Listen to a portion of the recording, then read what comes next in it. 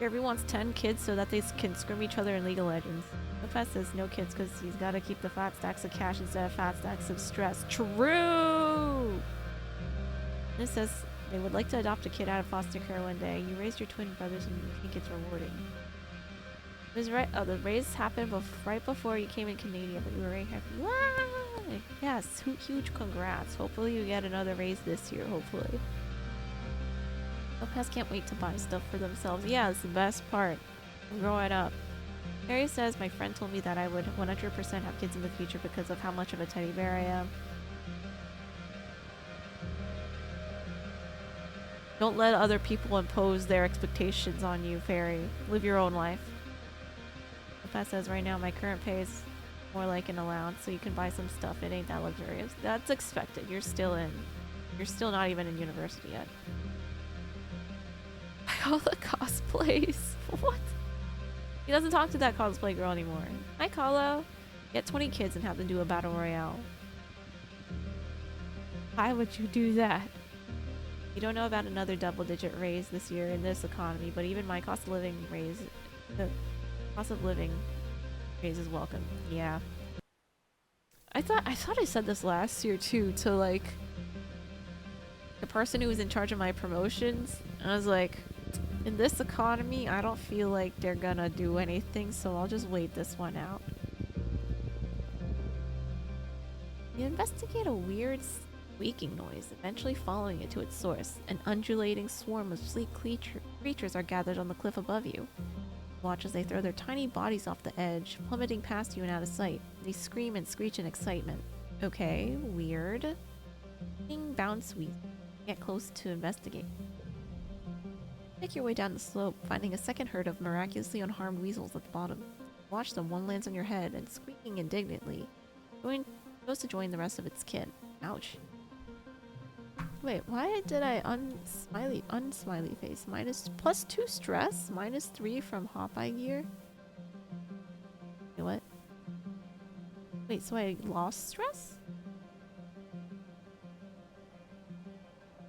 Kanade was gonna try cosplaying for AFA this year. Says, ooh, I have a Ruin May cosplay for convention in August. Ooh. Lopez says, I was thinking of cosplaying with my friend, saying not parasocial to some anime con. Cosplaying's fun. Thinking of Althitham or Nouvellette at the time. Are you guys gonna be Althitham and Nouvellette together? Rex is gonna cosplay Jabba the Hutt. Who's that? Wanna do Yai, but you don't have the figure for it? You can do like a fake body thing. Here's your wind.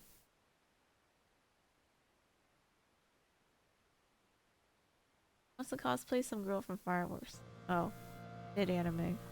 So I've heard. You hear the flapping of wings and look up. A whole colony of pink and orange Dorbs moth clings to the rock overhead, nearly camouflaged. As the squealing of the weasels above reaches a fever pitch, the Dorbs moth restlessly take off from the cliff and flutter around. You watch as one of the little creatures pitches off the edge of the cliff, lands square on a Dorbs moth's back, sending them both plummeting to the bottom. As the large moth crashes fatally into the ground, the weasel curls its body and bounces harmlessly away, and then scurries back to feed on its prey. Ooh, bounce weasels. Record the screeching on your hologram. What a noise.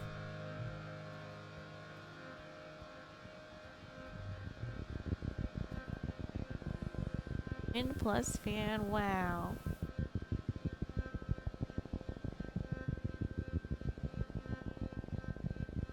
Both of us were concerned about skin tones not matching the character, but I think we should be fine. Yeah, you can ignore that. You can just dress up. Well, Fire Force, says Liz. Saw a lot of dark-skinned people cosplaying Lloyd from Spy X. I just watched a clip from Fire Force yesterday. Liz says cosplay doesn't have to be one-to-one, can be your own interpretation. Liz did Kocho Shinobu. Not even close to her complexion, but it was fun.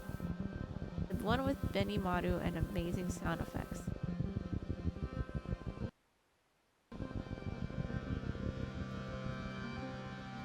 Anna, you should not Google Jabba the Hutt. Don't worry, I won't. I'll see if I can scrape the confidence to cosplay. It's in November. Do it for fun. Worst case, I'll say it's biblically accurate bald Thysa. True. You come across a particularly flat area, a large field of obsidian. Well, obsidian's the only word you have for it, but you've never seen... It's a typo. You've never seen obsidian this bright. It's like a rainbow trapped underneath its glossy black surface, like the entire ground here is polished black opal. The field glints under the sun at certain angles, momentarily blinding you. It looks slippery and shiny. Perception, like, skate on it. Skate on through it.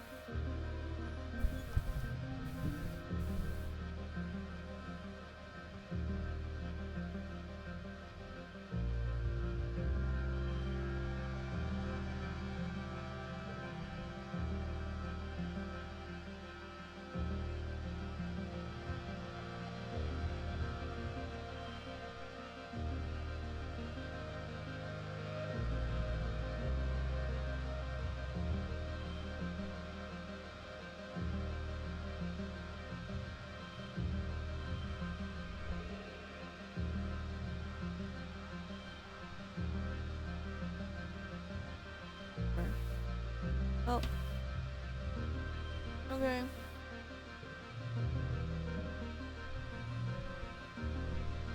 November's hella time. Dropped your undies on Momo and she ran away, but the undies did not fall off. You became a captain underpants. Why are you putting your underwear on her head? Take off your shoes and glide around in your sock feet.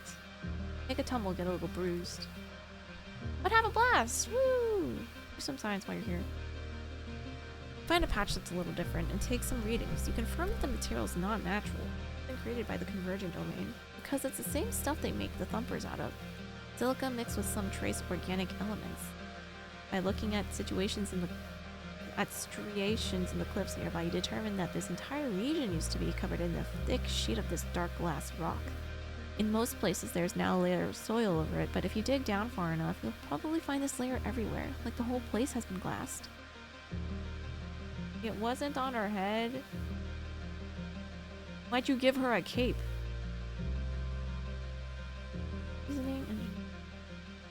Wonder there are so few plants here. The convergent domain must have paved this area to discourage plant life from growing, all except for the crystals, which seem to sprout happily from the obsidian pavement.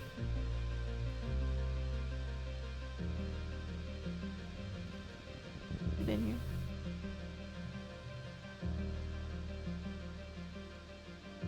Sun goes behind a cloud. You feel a light splattering of rain. It sizzles into the dry, hot ground around you, providing a little relief from the heat of the day. You realize you don't see a single cloud in the sky ahead of you, and it almost never rains. In the ridges, the plants here rely on nighttime dew for moisture. Just run. Bolt for cover with your hands thrown over your head. You don't even know what's up there. You just know that it was no rain.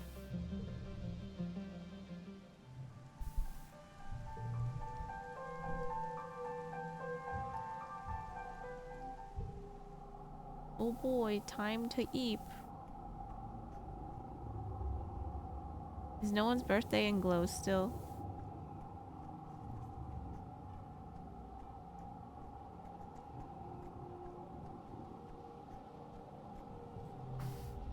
You spot your dad standing still. His eyes closed and head tilted to listen. Hey, Gooseberry, he says, recognizing you just from the sound of your steps. You ever pay attention to the planet during glow? It feels different. Blinks his eyes open. It's like a hum, he continues. Maybe it's from the plants. Heck, maybe the wormhole? Hal reaches up and strokes one of the native plants in the garden. Its light reflecting on the struck face. Landed here. We didn't even know this place was possible. This was possible. What else don't we know about this place?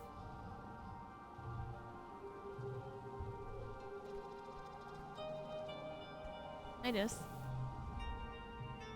You and Dis are sitting on the tailgate of one of the expedition vehicles, shelling bobber seeds with your teeth and spitting the hard bits on the ground. Now and then one of you points out something funny a passing surveyor does, or spots something under the mush trees. This is the easiest way to talk to this. Not talking at all.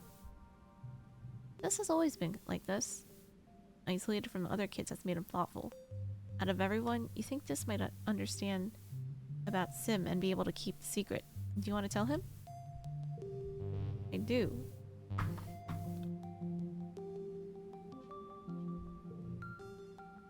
I trust him.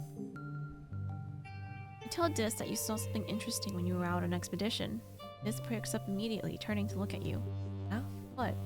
I met an alien, Dis. His jaw drops. His face goes on an interesting color. You're worried for a moment, but that he's going to be upset with you for chasing him, but... No way! He hisses, leaning in. But I met an alien too, Solana. What's yours like? Like us, but an alien? He describes Sim. That looked like that.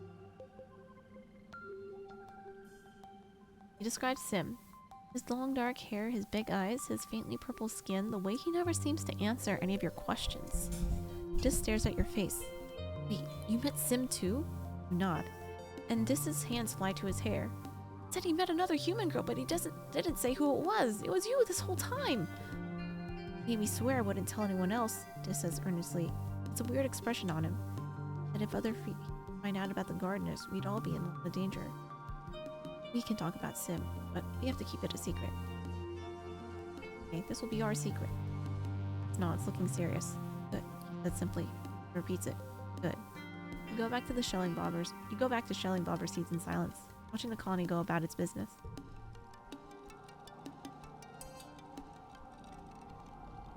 The gardeners? Gardeners for the shrooms that will eat us? Maybe. You want a month of darkness every year? Have you not heard of seasonal depression and winter causing people to be sad because it's so dark out all day? Wait, where's the crystal drop?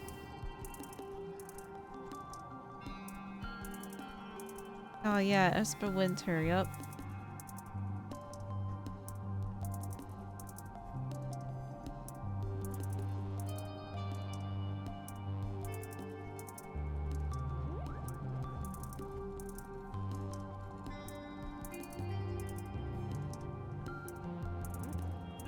Let's go rest in the garden.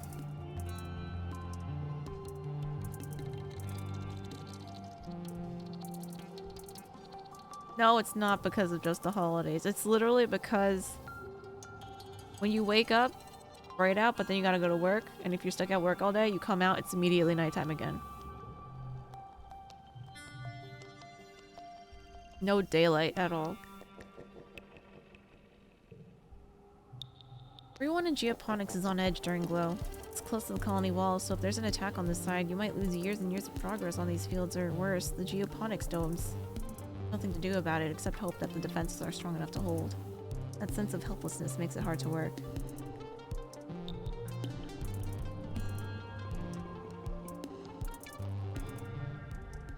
Relaxing in your quarters when you're with your dad, and you hear the colony siren. Enemies here. Your dad looks up from his novel. Huh. Seems early this year. You should head to the shelter in the lounge.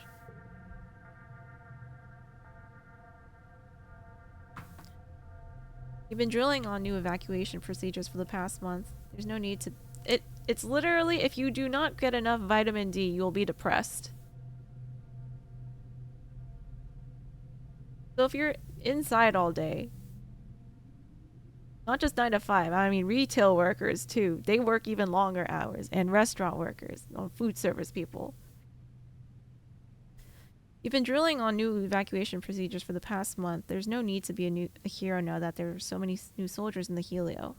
Probably best you just follow instructions and head to the lounge with your dad. Rush to the front lines. You muster with the rest of the defense force at the gates. Rhett and Lum are arguing about what tactics to employ. Lum keeps trying to rally the soldiers with a heartening speech about giving it everything they've got. All the drones, all the explosive, and Rhett keeps cutting in. Don't need to take any big risks, Rhett insists. Smaller attack, and we have more than enough plas rifles and turrets. We should save our other resources for when we do need them. Why do things halfway? Lum exclaims. We need to get in there and kick their asses back to the goo they came from.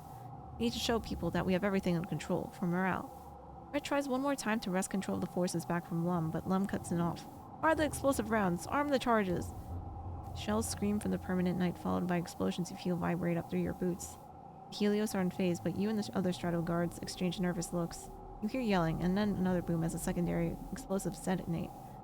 The baying of bloodthirsty animals reaches your ears, and then... Lum holds his fingers to his ears. Great work, just the stragglers incoming. Open the gates. They want to purposely open the gates?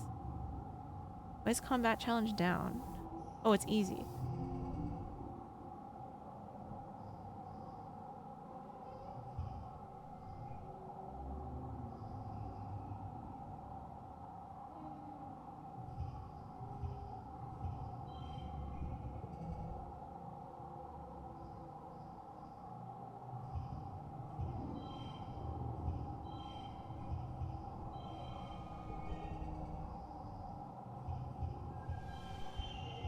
This probably isn't good.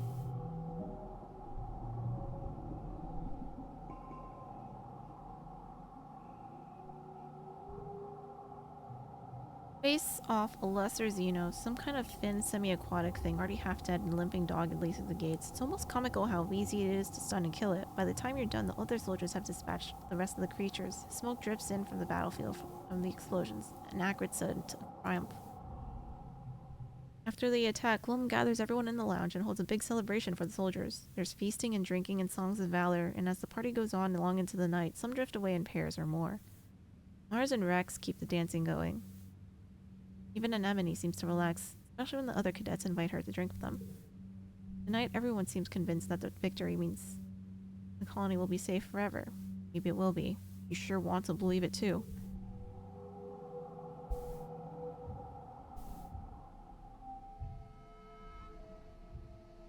Oh!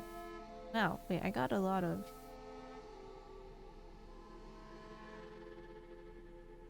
cards.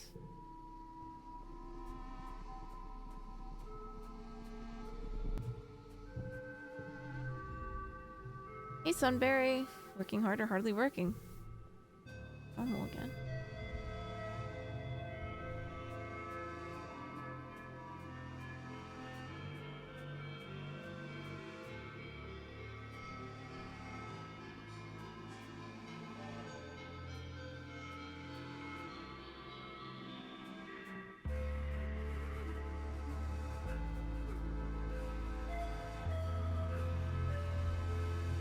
Rex and Nomi are curled up together, his head on her lap, as they watch something on Nomi's holopod. Nomi pauses the show and Rex grumbles sleepily. He must have drifted off. Hi hi! Nomi says, scritching behind Rex's ears. Wanna watch Turbo Girl Hyperjet transform with us? We're almost ready to start the OVAs. Activity or higher.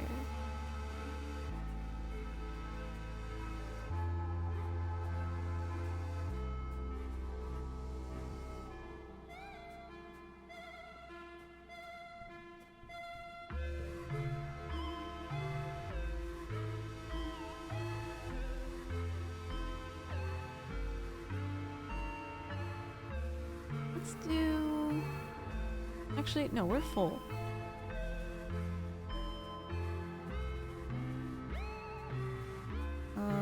Where's outside?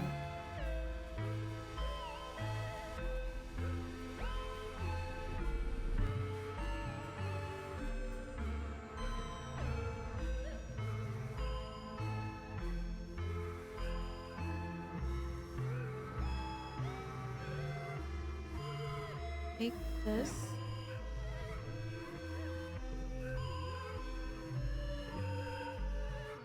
Mosaic Plains, Vertigo, Swamp. But we don't have the swamp yet.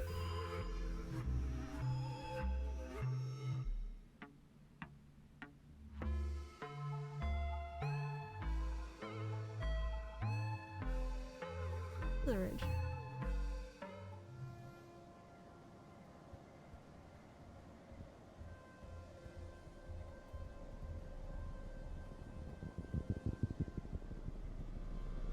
Or Let's go back.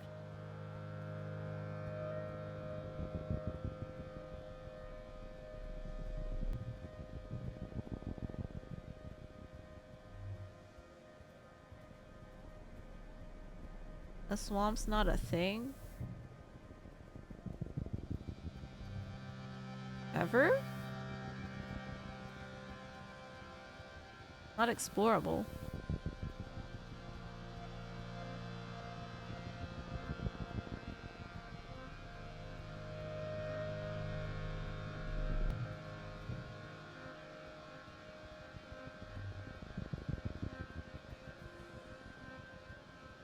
Dead end, or does it loop around?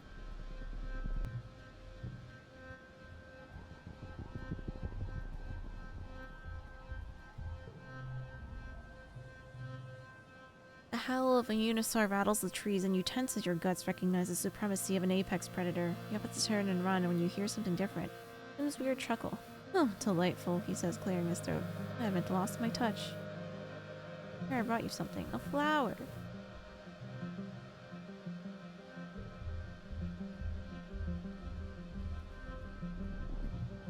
What is this? What? Hi, Javelin. Oh, no, that's not this. His name is Sim. He's an alien.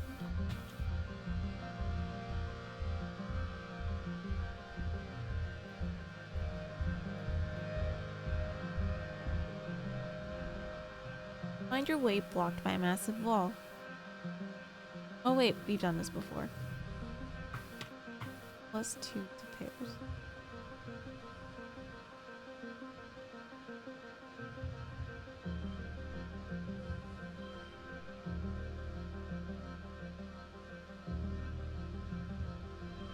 Two.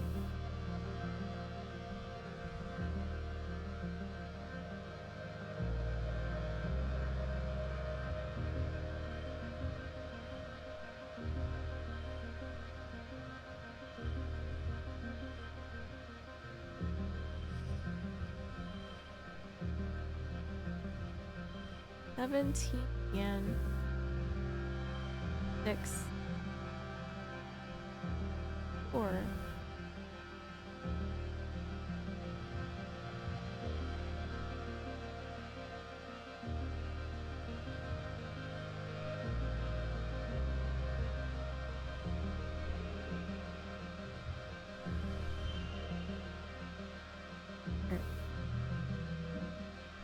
Your movie done, Javelin? Go home now? This nuts. +1 engineering. You find more scraps of convergent domain, writing, and technology. Document everything to bring back to Utopia.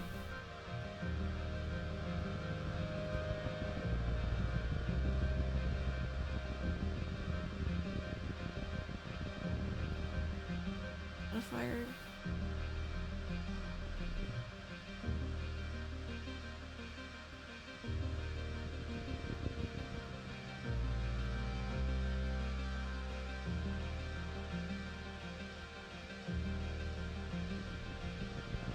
Just looking.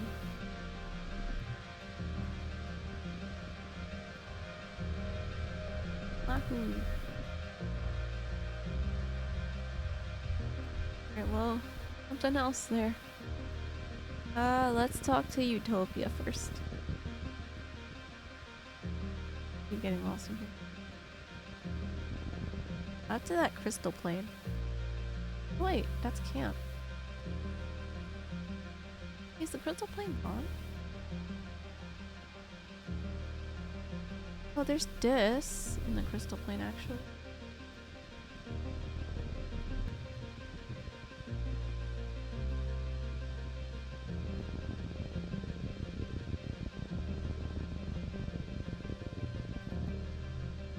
This is an entirely different person when he's outside the colony walls. Now people constantly trying to correct his asocial behavior, it's like he's blossomed into someone who's actually confident. The more time you spend with him out here, the more glimpses you catch of the real Dis. But you can't do this, he says, jumping off a huge boulder and doing a cool roll at the end. Wait, no, but you can't do it with your eyes closed. I can. You and Dis cavort around, daring each other to do more dangerous things. Dis isn't scared of anything. You think you see something up on one of the plateaus above you. The cliffside is covered in convenient vines.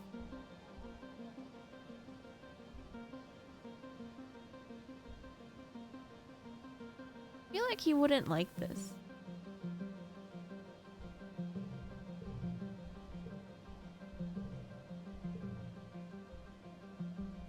Like his sister. Okay, let's see if I get minus. Yeah, actually, but I think climbing is the move here, but I want to see what happens if I say this. Dare him to kiss you. Ooh, ooh. He goes pale. What? No, no, no, no. That's not the same. You're cheating.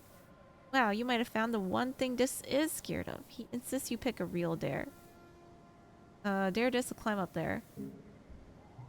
Okay, there you go. At least we didn't lose anything. Dis scrambles up the cliff, no problem. He turns around at the top. Now your turn.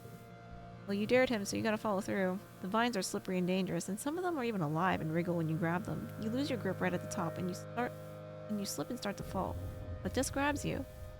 Got you! Dis exclaims, pulling you over the ledge. Your heart's thumping, and you're all sweaty from fear, but you did it.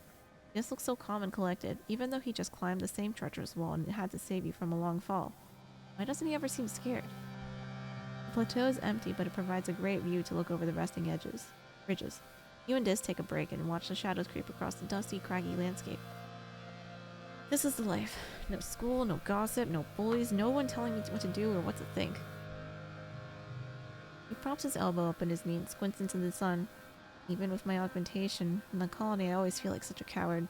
But maybe the problem isn't me. It's everyone else, you know? I'm not scared of any of the usual stuff. Monsters getting hurt, even dying. Like, who cares? He continues. Humans keep finding ways to control people with fear. Well, can't control me. Oh my god, so his augment is having no fear? That's a little dangerous, no? Wow, Tim greets the Javelin and not Timochi. Javelin says Timochi and I are pals or something. He says that because that's the pal world rank. These, it's all the same. You went from 3 wins from Diamond in League to 12. Derby, I thought you were playing Helldivers. What are you doing? Aren't you playing with friends? How about that kiss? Dis laughs, embarrassed, and starts scrambling down the side of the cliff. You have to catch me first. Aw, cute.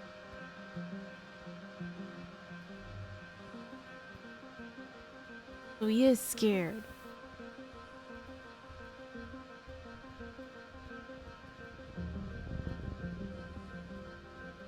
Alright, let's talk to Utopia. League, thank God I'm sober from League, right? That's what I'm saying. Utopia sent a team of geologists to get a closer look at this region's weird terrain. You come back across them working, and Utopia beckons you over. Solana, she says, drawing everyone's attention to you. Solana, come here. Everyone, Solana's been working in this area a while, and I'm sure she's got plenty of information on what's out there. The geologists politely turn towards you and listen. Here's what we got so far. Judging from how the layers of sedimentation are broke up, this place used to be pretty flat for that. There must have been a ton of earthquake activity, ripping up the land and bringing up these huge ridges. You can date the quakes around the time a lot of these ruins were created. And we're looking, but we haven't seen anything built after them. Like that was it for the old convergent domain. These broken up layers are the same across the planet. Something sure happened about 20,000 years ago. I'll share your findings on the obsidian layer. Explain that below the sands there's a thick layer of dark silica crystal obsidian stuff the convergent domain used. Utopia nods. Right, you can see it in the striations, yeah? It's one of those major landmarks in the geological timeline. Obsidian and earthquakes are both associated with volcanoes, but there are no volcanoes here. Not even a fault line, Utopia says, wiping her forehead. It's just not natural. Here are your findings on the crystals. The crystals soak up energy from the sun and transfer it underground. What if the energy was unleashed suddenly? Utopia watches, bemused, as the geologists crunch numbers. It would have been an enormous amount of energy. But if this entire region was one big solar battery, that kind of battery, the energy of 2 suns would definitely cause earthquakes of magnitude that could rip the land apart. Here are findings in the Gardener's Array. The what now? Utopia asks. I had never heard of that, she says, and the geologists all exchange similar looks. Explain that the Convergent Domain has this huge computer network, and some of it is still running. It was used to study and maintain the planet. Might it be dangerous? Utopia doesn't look convinced. I'm not one to throw out all theory, but that's pretty far-fetched, Solana. All we've seen are ruins.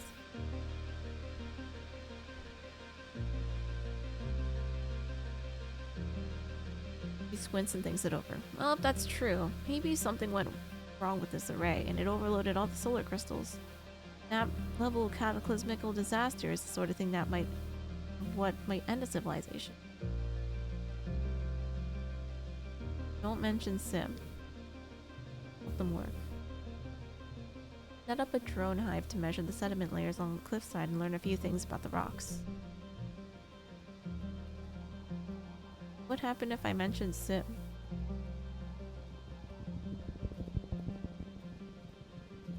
Well, I told Dis I wouldn't, so I won't.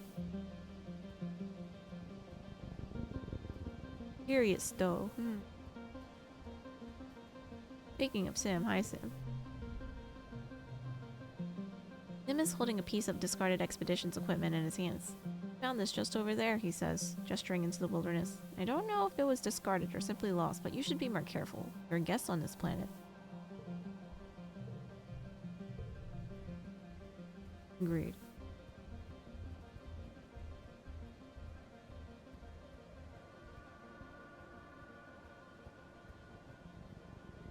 Okay, so that's out again.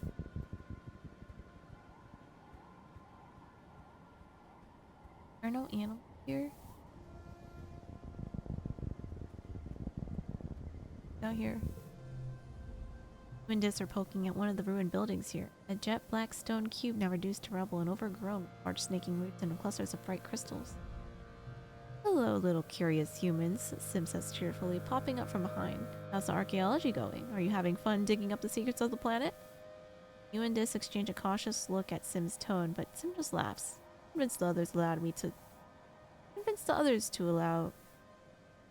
I have convinced the others to allow me to nudge you towards the truth, he says, sitting primly on the outcropping of obsidian that matches his long, oil-slick hair.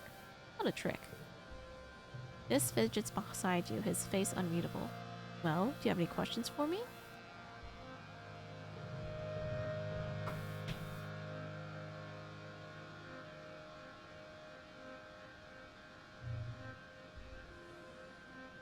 Are you the Convergent Domain?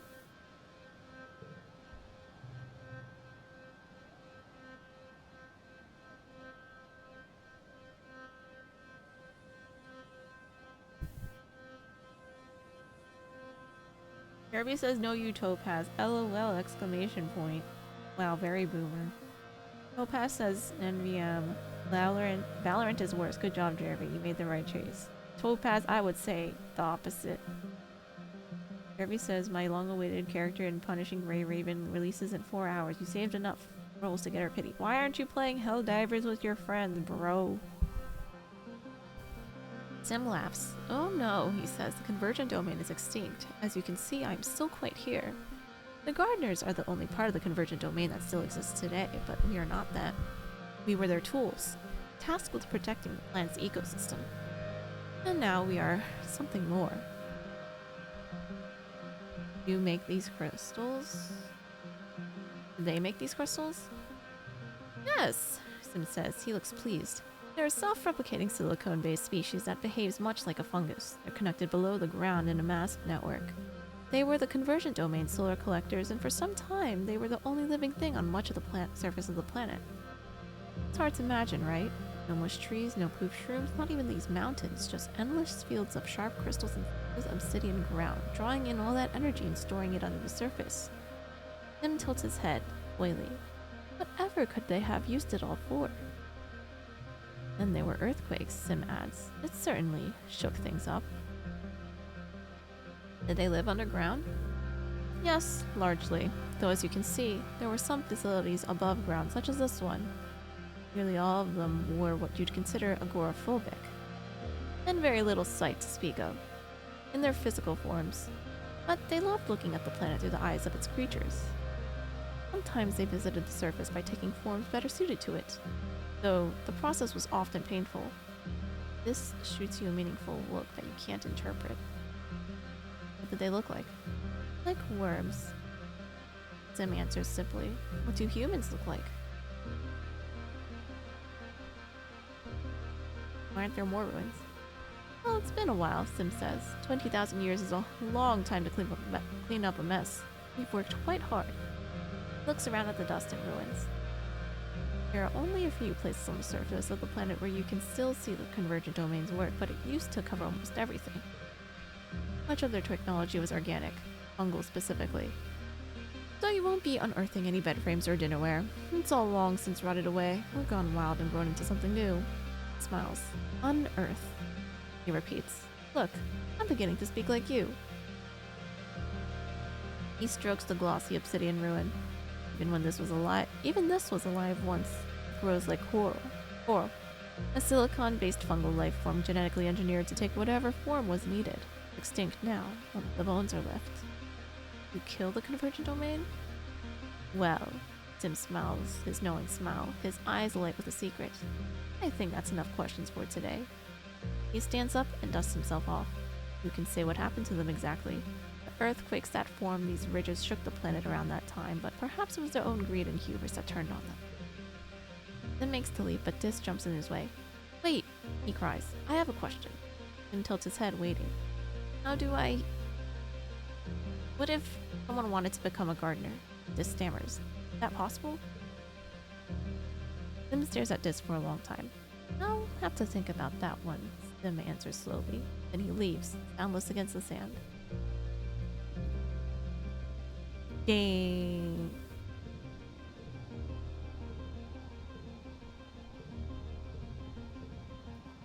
New stuff. New event.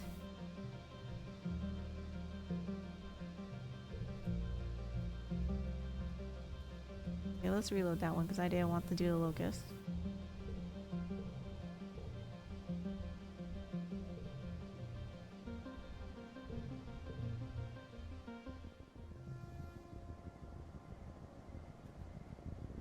Jervy's friends are playing Valorant without him. Maybe the friends is the pity we built along the way. Anna would rather me E-date in Valorant than play solo queue in League of Legends. I'm not an E-dater. I knew that person in real life first, bro. Jervy says one day I'll find the sage to my jet, and then he'll be a jet daddy. Never saying that again.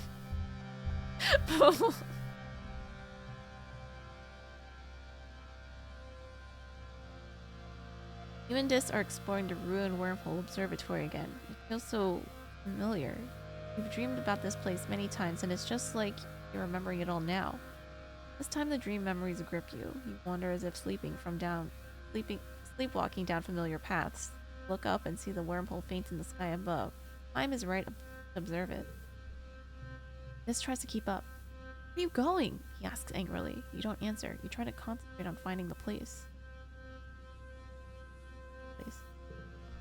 You approach the large pyramid in the center of the complex. Beside it is one of the smaller elevators. A little monolith with a round iris door. This is the place. Your head throbs with it. Even standing outside, you know there's something down there. Find a way in. Look for one of those elevator monoliths near the pyramid and find it, but it's overgrown with snaking vines and brambles, with very large flowers all over. You could push through them, but this stops you and shows you a Geiger counter reading on his hologram. Flowers seem to be radioactive. Your suit won't protect you for long. Push through. Realize your mistake as the radiation illness sets in. Rushing by those flowers gives you a big dose. You'll be sick for days and need radiation treatment when you return, but for now you continue, drawn irresistibly forward by something that sings in your head. You enter the elevator, thankfully still working, and descend beneath the ground. It opens to a kind of antechamber with an exit at the other end, leading to the heart of a pyramid. There are glyphs carved into the crystal panels on the walls, symbols that resemble the wormhole. Dart across the room. The further you go, the more your head swims. You have to pause. You think you might faint, and it isn't just random. Just isn't just the radiation. There's something down here, some great energy, and it's making your head hurt. You shake your head, trying to clear it. Wait, maybe this is a bad idea. Keep going. The fog slowly clears from your eyes. Your head still hurts, but you can think again. Diz looks concerned, even going so far as to reach out to steady you. Are you okay? Try to explain it to Diz.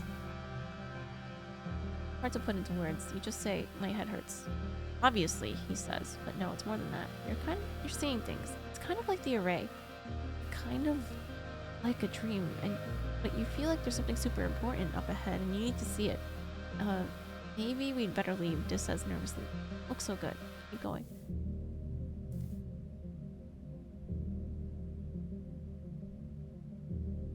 Past the antechamber is a long hallway sloping down. Things around you are starting to look kind of weird, like two slightly different realities overlapping. Diz's face is starting to phase in and out of existence. You're hit with a strong wave of dizziness and nausea. Things seem to move in slow motion, but also far too fast. You lean over and concentrate. Mind over matter. Keep going. At the bottom of the hallways are more crystal panels on the walls. Many facets broken, or are they whole? Walls have crumbled and the roots creep over everything, but also they don't. Every time you blink, the room seems to flip and swim between realities. All the same, you feel absolutely compelled to continue. What is with this place? This is both there and not there. The part of him which exists looks concerned. Leave now, he says. This place is hurting you. There's a brown iris toward that in the hall. Are you sure you want to go any further? Or room? You pass through the doorway into a large chamber with a sloping ceiling. Your sense of this place, the vibrations is telling you this must be directly under the big pyramid on the surface. The floor and even the air here thrums with the vibrating energy. Ugh, I can feel it too now. He mutters behind, rubbing his head. Oh shit. I ran out! Oh no! Oh no, I can't do it. Fine. I'll have to come back later at full.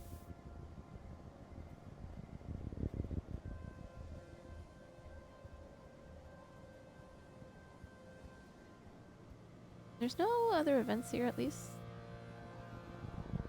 Or I mean, the collectibles.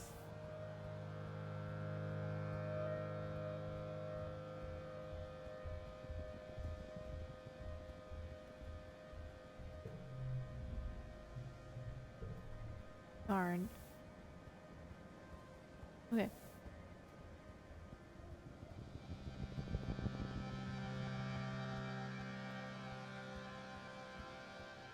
Good night, fairy.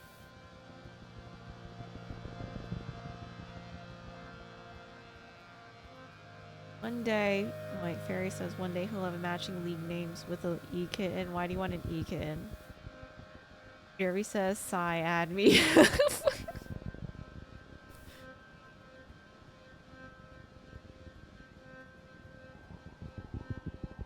Jerry, why are you catfishing fairy?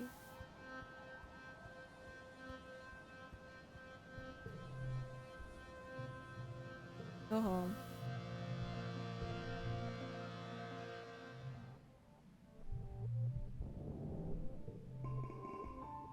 The sun rises again after a glow, heralding a new year. It's your 16th birthday. You wake in your new quarters, blinking to the watery sunlight. Dust motes float through the air, and you take a moment to enjoy the perfection of your bed while you listen to the sounds of the colony waking up outside. What just happened in 1 year? Just a few short months ago, you thought your life was over. Now it's better than ever. Plenty of food and the colony safe. You even have your own bedroom. Considering snoozing until your dad wakes up with your reveries interrupted by a blinking holo message. The text from Tang. Joyous observance of the anniversary of your birth, it reads. Another one comes in. That means happy birthday, of course. And then, in case you didn't know. Wow, whole three messages in a row from Tangent. That's pretty gushy for her. Your dad wakes up shortly after that, and you order up your traditional birthday breakfast feast. He gives you a big squeezy hug and tells you he's proud of you.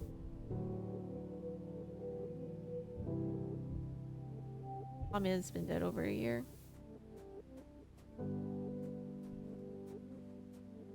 Crazy.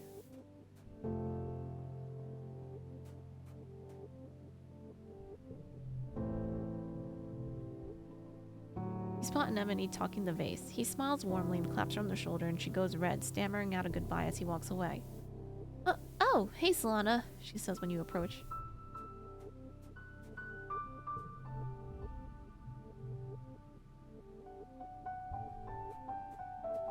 Aww.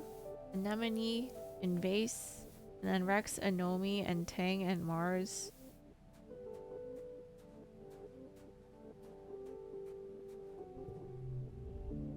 Okay, wait, let's we should research stuff in xenoponics.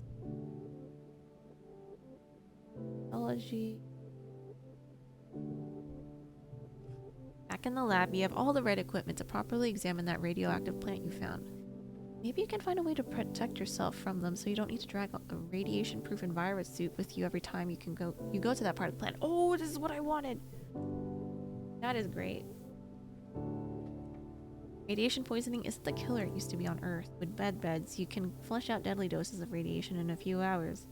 It could still make you really sick, though, and high enough doses could kill you before you even able to reach a medbed. How confident are you that you know how to protect yourself? Super confident, no problem. Yeah, you totally got a handle on this. You're an engineering wonder kind. Take all the correct precautions. You clear the area of anything that might be contaminated, you wear a radiation-proof hazsuit, and you regularly check the radiation levels of the lab, and you have congruence on standby to call for help if you need it. Everything goes smoothly. You discover that the radioactive part of the plant is confined to the carpel of the flower, its reproductive organs, and that the petals act as a radioactive shield to protect the rest of the plant. If you press the center of the flower, the petals close and block the radiation enough that a person can pass by without feeling sick. Neat. You should be able to use this to protect yourself next time you encounter this plant in the wild. Oh my god. Did I win?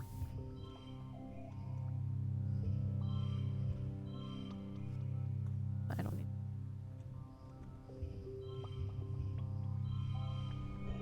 Woohoo!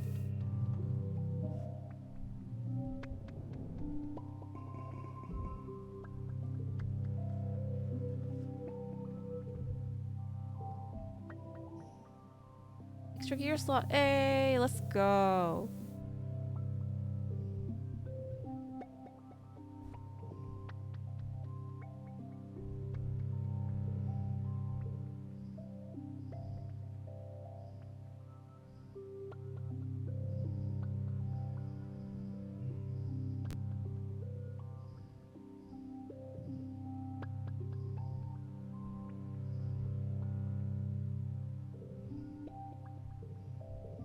Are the animal cards better in general?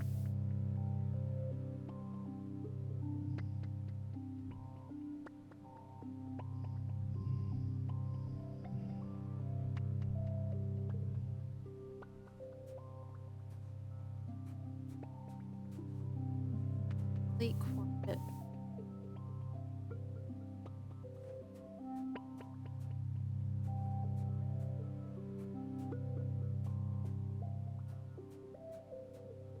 Okay, I'll be better at planning out my next calendar days, my next playthrough, I promise. You ever get that post-game emptiness? I feel like that would be worse in this game. I feel like no, because you can just replay it for different endings. But I do get post-game emptiness, yes. Post-anime emptiness too.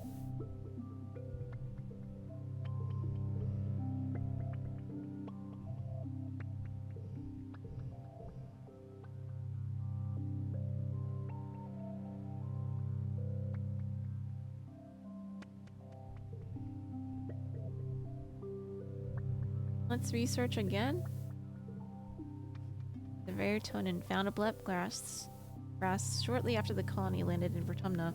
Waxy violet grass grows almost everywhere near the colony, and when you step deep its roots, you get deep purple tea. Tastes horrible, bitter, but it's a stimulant and mildly hallucinogenic. The adults think it's great. They've been drinking it for years with no ill effects except for an overwhelming urge to stick your tongue out and say bleh when you taste it. You've been trying to cultivate new variants that don't taste as awful, or have more potent stimulant or hallucinogenic properties. You'll even find some entirely new medicinal usage. Ready to test a new strain. Sancho would probably appreciate a better stimulant, and Cal would appreciate a nicer trip. Who would be your test subject? Tangent.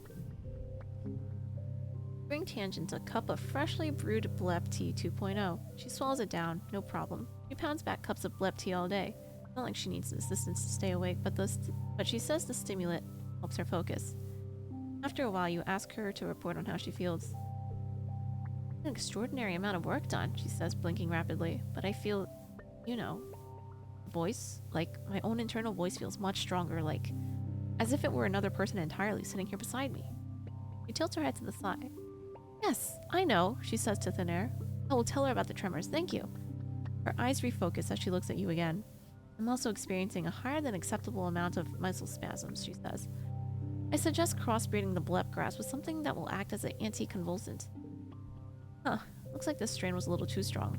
Thanks shakes her head. No, it's perfect. Don't destroy the strain. You should give the rest to me. Yeah. Sure, have the last of it. Well, you're gonna toss it anyway, and if anyone can handle it, Tang can.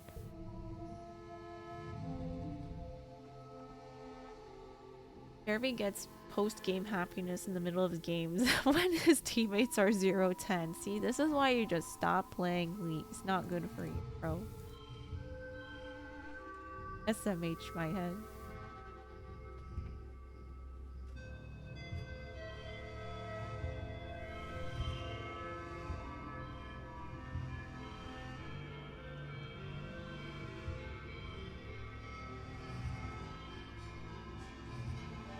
Ooh, 32, let's go.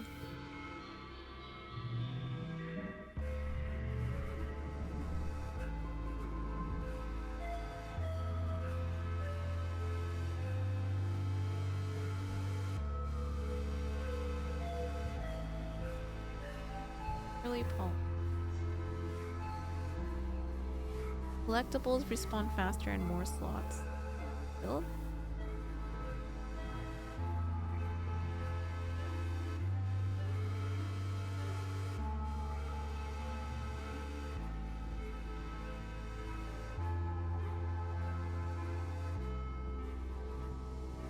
Hi, Dis. Get out of the colony hoping to find Dis, and you do, as well as Rhett and Utopia, who have teamed up to talk to Dis about something that has him scowling deeply. It was different before the attacks, you hear Utopia say, but you're older now, and when you're on an expedition, you can get to a lot more danger when you were just a little kid going on a walkabout. When you're out there on my team, I'm counting on you to do as you're told and be where you said you'd be. She gestures beseechingly. What am I gonna do if something happens to you out there, kid? What if you disappear one day and you're hurt and no one knows where to find you? What if... I'll be fine. I can take care of myself, and if I can't, that's on me. Cuts her off.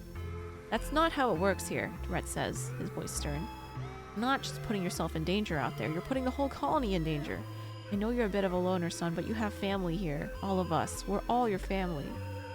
We're going to send out people to find you, and what if they get into the same trouble you did? We're counting on you to follow directions out there to keep everyone safe, not just yourself. What if I don't want to be found? Dis explodes, waving his arms. What if I want to be left the hell alone? Rhett and Utopia are stunned by Dis's outburst. Rhett opens his mouth to respond, but Dis talks over him. If I don't come back, just leave me out there. If this planet wants me dead, maybe I deserve it. Huh? Don't you ever think about that? Maybe I deserve to die out there. Maybe we all do. With that, he stomps away. Rhett and Utopia look stunned. You follow Dis around the outer walls of the colony to where he's angrily pulling things out of the drain pipe hiding hole he's long since outgrown. But humans, he grumbles, stuffing what looks like a bedroll into a carrying bag. Or they never think of anything except... Oh, he continues, trailing off when he sees you. What do you want? Okay? No thanks, Trex.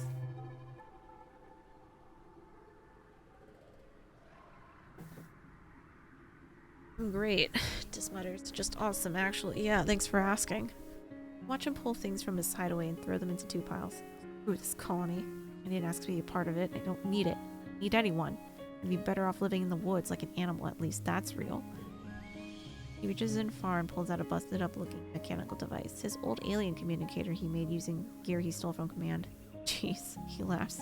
I don't need this anymore.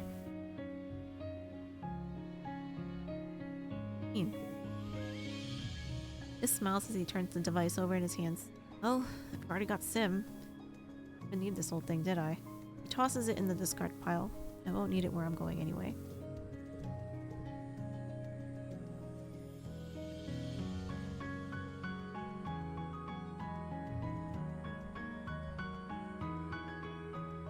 Take me with you? It takes a second to consider this before your meeting sets in. What? Why? Replies baffled. Come on, Solana, you have like a whole life here, a future. You have friends, people who love you. Don't throw it all away just to be with me. I'm not worth it. His face softens. Look, maybe once I'm set up, okay? I'll send you a message if you really mean it. He finishes packing up the stuff he's going to keep, which barely amounts to a full backpack. Wraps it onto his back and nods at you, determined. Did I ever tell you my full name? Asks, seemingly randomly. No, you didn't. He smiles a little at that, just with the corners of his mouth as he huffs a self-deprecating laugh. Yeah, I probably wouldn't have. It sucks, honestly. It's dysthymia. What does that mean? Oh, thanks, Otto. Hi. Odd. Lol. Doesn't that mean... Yeah, it means being sad. What a joke, right? Who names their kid that? He shakes his head. Well, Dan always talks about how babies make everyone happier. My mom's sad before she had me and Tang? Or did having us make her sad? All twists. Me? Am I the reason? He scuffs his boot in the dirt. Whatever. No one's cared about me, basically ever. Since before I was born.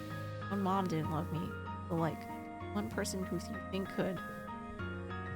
He looks up at the sky and blinks rapidly. Whatever. I'm out of here. Thanks for everything, Savannah. You're the only good thing about this shithole. I'm gonna miss you. Give him a hug. Throw your arms around Dis, who grunts and pats your back awkwardly. He doesn't relax until you finally relent and let him go. You watch him disappear between the fungal trees. Within minutes, he's out of sight.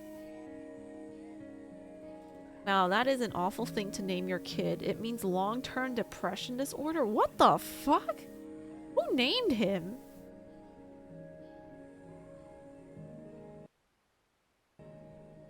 Just noticed the stream title. This is the reason I am behind bars at the moment. Never heard of mushrooms? You're getting ready for bed later that day when you receive a colony-wide announcement through your hollow palm. It reads as follows. Reminder that there are to be no unauthorized trips outside the walls without prior authorization from Expeditions Command. Anyone caught in violation of this rule will be punished. This includes going out for a walk. It is dangerous outside the walls and is only to be done by trained and armed personnel. Thank you. Signed, Command. How about that? You sent Dis a message. This messages you back immediately with just a picture of a knife. I'm guessing you didn't get very far.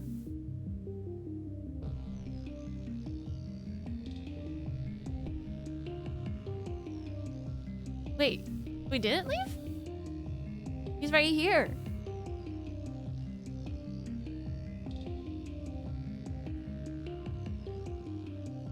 You're looking more at age 15. Sounds like a New Jeans member. Sounds like a you problem, Jerry. SMH my head.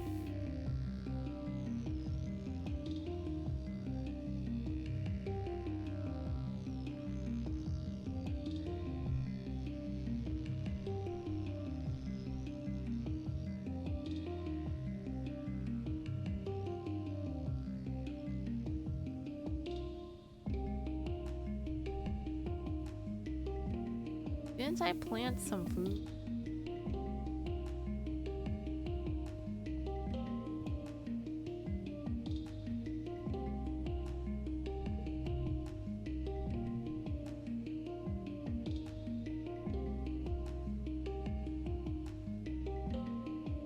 Biology on the farm. Biology and toughness. Yeah, let's work on the farm. It's a proud day for your dad, but a little sad too. He greets you at the gates of the gardens and gives you a big hug. Your mom could be here to see you, my little tomato. He's so proud you're following in her footsteps. Well, he says, holding you at arm's length to get a good look at you. Let's get a move on, shall we? Maybe chief cultivator now, but that doesn't mean I can't spare some time to teach you how things work around here. Even more than shovel dirt, you know. Finally, some real farming. Your dad shows you around the fields and the geoponics domes. You'll most likely be working in the fields with the mature crops like the potatoes and corn. Sometimes we'll need you inside working with the hydroponics from the heliopause. Grounds. We'll figure out how to farm those native plants better though. We owe it to your mom to try. Spend the rest of the day pulling weeds and watering plants. You're dirty up to your waist by the time you're finished, but it's good, honest work. That's also a meme reference. Pack it up, boys. Back to prison. That's just you. What are you talking about? God. Trex, you're not going anywhere. Cal gives you a high five and invites you for a cool drink at the cafeteria. All the other agriculturists join you. Of all the places in the colony you've worked, geoponics is the most like family. Maybe because they've always been your family thanks to your mom and dad. You play the recording of the squeaking bounce weasels for Cal. Sure this is gonna work? He asks when it's done. Doesn't sound threatening at all. I swear it'll work. You saw it when you were exploring. Might not sound like much, but it's honest work. The huge Dorbs moths are terrified of the little bounce weasels' hunting calls, and with good reason. Set up a speaker system and play the recording all night. The next day, there's no sign of the Dorbs moth. Your crops are completely safe. It worked, Al says, sounding relieved. Alana, you're a genius! You're just glad that all the hard work isn't going to feeding those pesky moths anymore. More food for the colony.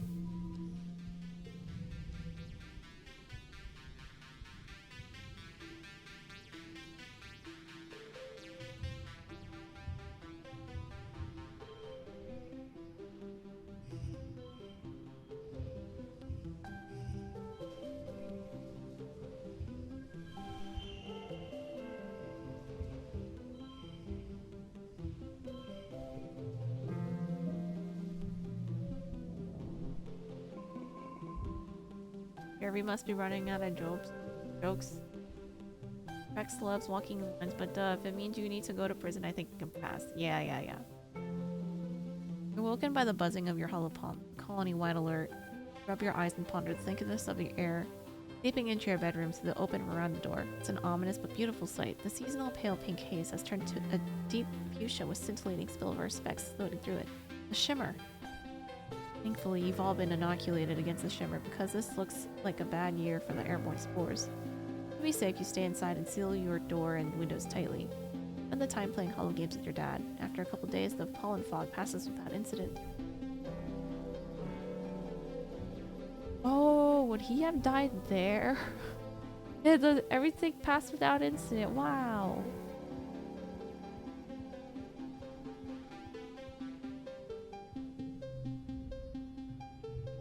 Hey, dude.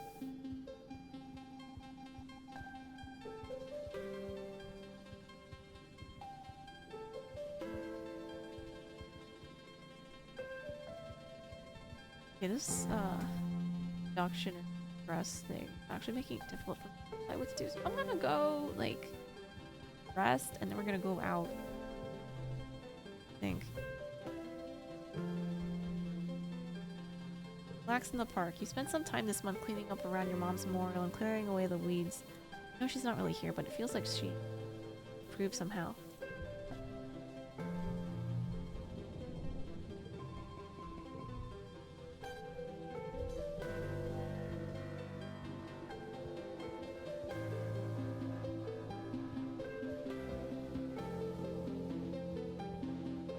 Wait, when's his birthday again?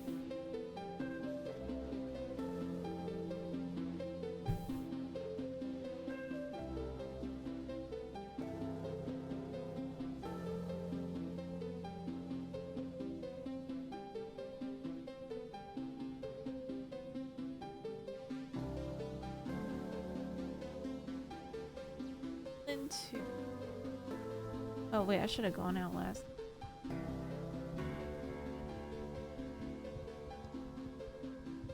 You don't know what you're doing in Helldivers. Like randomly and doing missions. Play with your friends.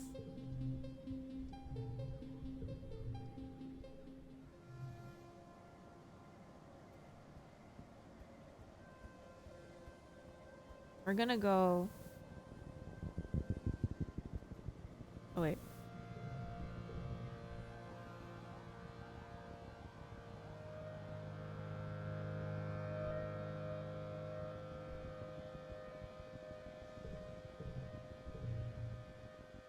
I didn't see the number.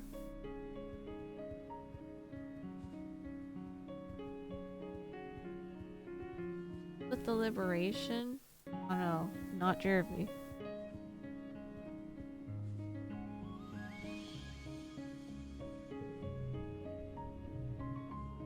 How many times I gotta teach this old lesson, old man? Aren't you the old man?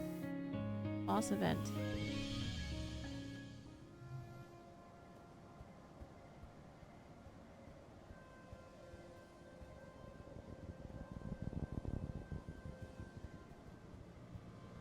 I'm always gonna be in that spot.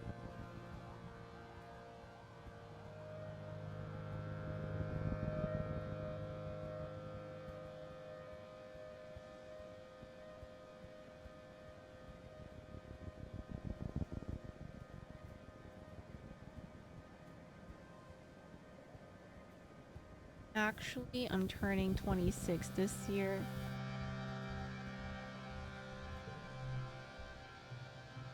You're walking up a trail when you're caught by surprise. It's Sim, and he's running? You're knocked to the side as he pushes past you, running in the opposite direction with barely a glance. You shout and chase after him, but after a few seconds it becomes clear you don't have a hope of finding Sim when he doesn't want to be found. You turn and continue along the path, and around the next bend you spot a familiar face. Utopia. Collecting rock samples with a pickaxe like an old-timey prospector. Who the hell was that? Ooh, I didn't see anyone. Utopia squints at you. Just ran past. Tall guy dressed in black? Did you not see him? Yanks her pickaxe off her shoulder. Whatever, just watch where you're running, okay? The gravel's loose around here, and maybe check in with Dawkins just to get your eyes looked at. You agree, happy to be out of this conversation without any trouble, and continue along the path before Utopia asks any more questions. You walk for a couple minutes before you see Sim again. He seems to be in good humor despite the close call. Oh, he says, leaning against the tree. It is tiresome to be secretive. He wipes his eyes, brimming with mirth. It's such a pleasure to be around you and distant to not have to hide myself. Sobers quickly. I do appreciate your discretion. It is not the right time for the gardeners to be formally introduced. To do so too early would cause a great degree of chaos. Yes, even the female surveyor, he continues. I do like her, but I have learned from my limited experience with your kind that adults of your species do not react well to surprises. It's good you're here, though, Sim continues, as I do need something from you. Data. What?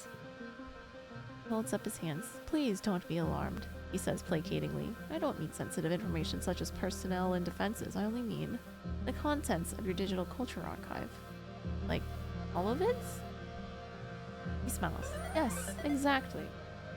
Oh, Carlo, thanks for the 10 months! Not toothless!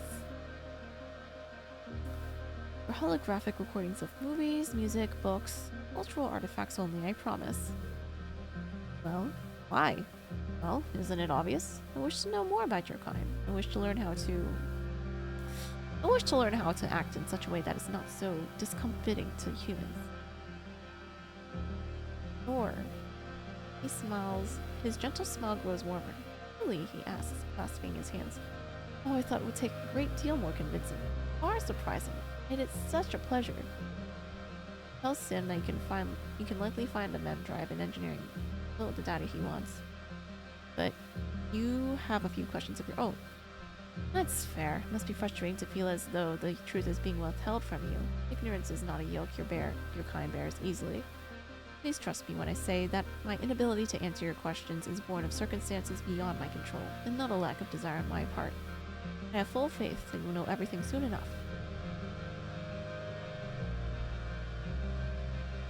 You bring what I asked. He's standing in the shadows, wrapped in his clothes like he's trying to blend in the jungle.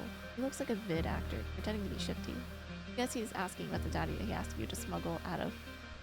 I don't think I have anything.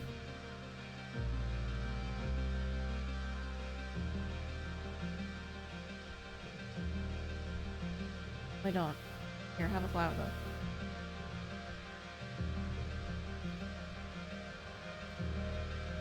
Wait. This, are you here?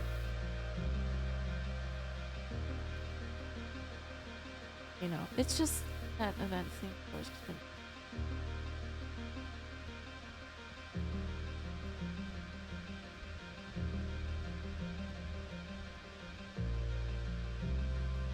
Really?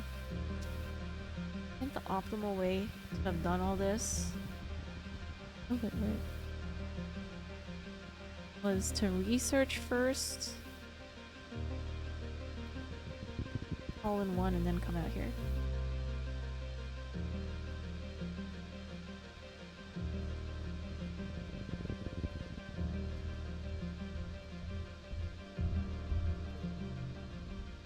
When discs are exploring, find a way in. Neutralize the radiation. Pass on by, no problem. Good thing you studied this plant earlier, know its wily ways. Tickle it and just so. The radioactive flower is close. It parts to let you through. Keep going. Try to explain the discs. Keep going. Room. On the pane. Yeah. 31. I could have.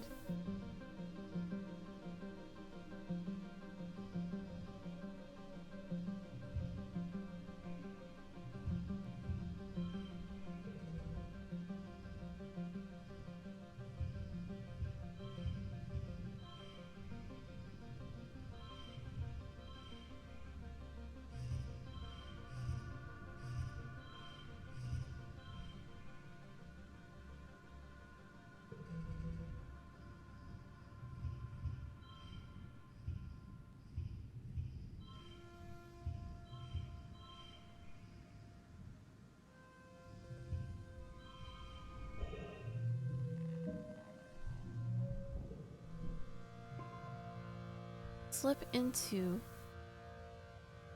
a waking dream, layers upon layers of visions. This is your lover, or Mars, or Tamsi. You're a boy and a girl, or both and neither.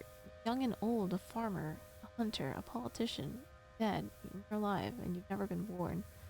Time unravels before you, an infinite tapestry crumbling wherever you look. It's all very weird. You see the web of possibilities and understand what time truly is. It's all happening at once, and none of it will ever happen. It's your chance that any one possibility comes into existence, not any intrinsic truth of the universe, of fate. Just a glimpse. Probably over in a second, but a glimpse of an eternity you can hardly fathom. Then you see the wormhole, enormous in a starry sky. You look down and see yourself on a plateau, gazing up at it. You recognize the place, a gnarlwood bluff not far from the colony, alive with the phosphorescence of glow season. This you seems expectant, as if waiting for something momentous to arrive, something that will change everything. The vision is crystal clear and you feel in control, in a way. Haven't you since you started having these visions? No, you must go there. You wake up feeling refreshed. Headache is gone. A little dizzy, but the room has stopped spinning and has returned to singular reality again. The vibrations have stilled. This face fills your vision. Solana! He exclaims. Solana, are you okay? Tell this what you saw. He listens in awe.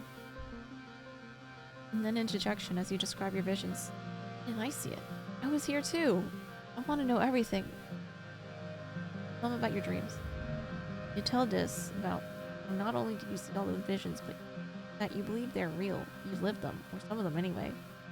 They're as real as the life you're living now. He listens intently and then nods. I believe you, he says, simply. Look at him in shock, but he reaches out and puts his hand over yours. I know what it's like when people don't. I'm not going to do that to you. You don't know what any of this means yet, but you're a step closer to figuring it out. You feel like you've just had some kind of mega prophecy, but it was too much all at once and too hard to understand. Did the convergent domain handle this kind of information? Did they remember past lives like you? Is that what this room, this observatory was meant for? The only thing you remember clearly from the visions is the image of yourself during glow season, standing at the top of the gnarlwood bluff just outside the colony. Explore glow and expeditions! Okay, wait.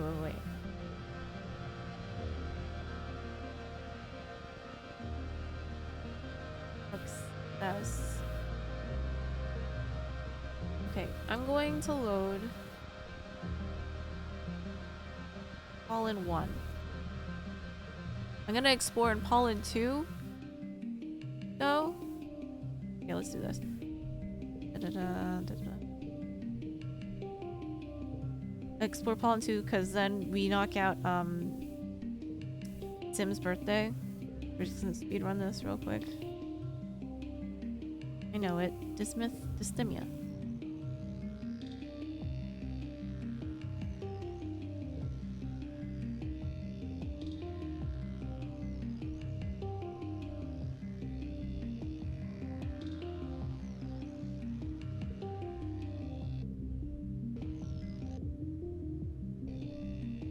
Okay, I'm always back. Okay, so this is... Oh, this is still... on, so we head out at 2.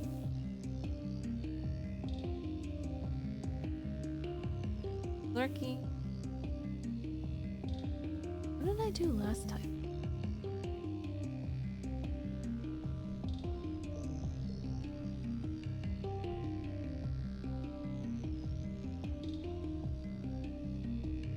I need to make sure that I have researched the thingy. Okay, I did research this now. I'll load again.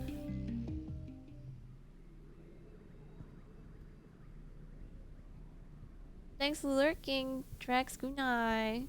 Thanks for lurking too, Jeremy. You lay in bed and play some Switch. Have fun. Have a good rest of the stream. Thanks. Have a good game. That is not leak. Wahoo! A farm.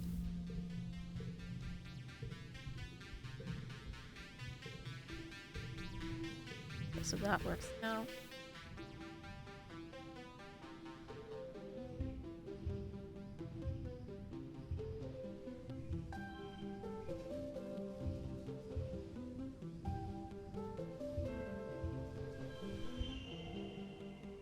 Oh, if it equals. Ooh.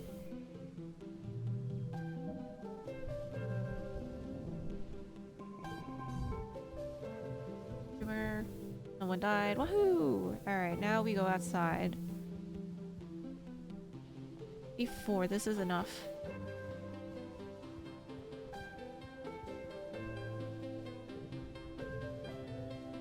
Save.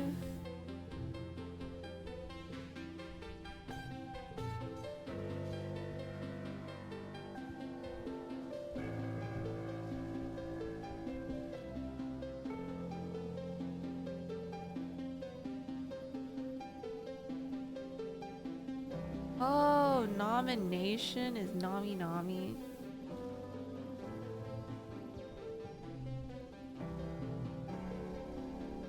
Free the Bridge boss event remaining.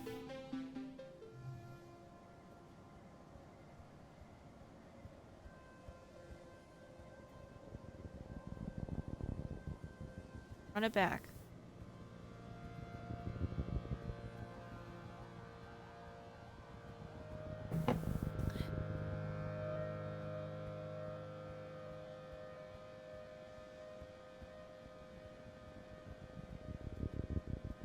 Expedition starring glow. That's so scary. I don't get scared by things.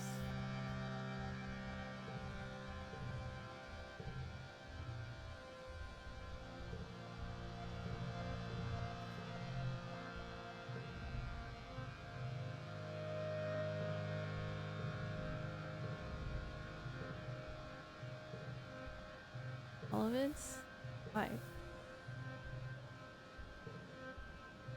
Truly, you realize I have not been the most forthcoming with the truth, but I've never lied to you. I don't think about it. He tells him that you can likely find the men driving the engineering to fill the data he wants. You have a few questions of your own. Brought you something. Here, a flower. Hey, he didn't tell us his birthday! Damn it. But today is his birthday. Ed Pollen? What the heck? I got scammed.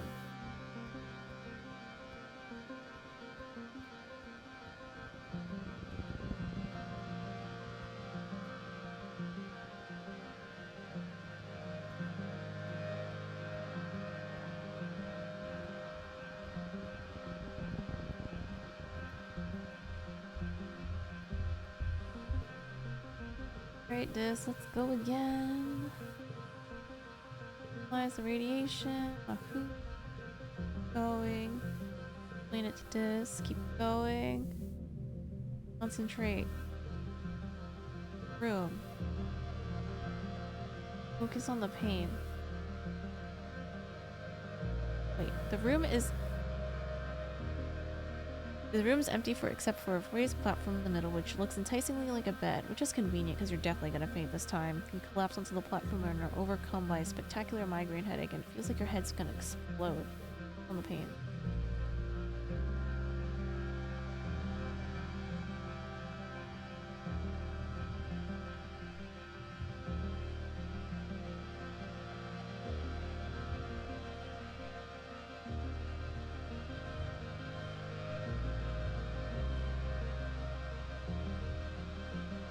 That's 20. Wait, 35.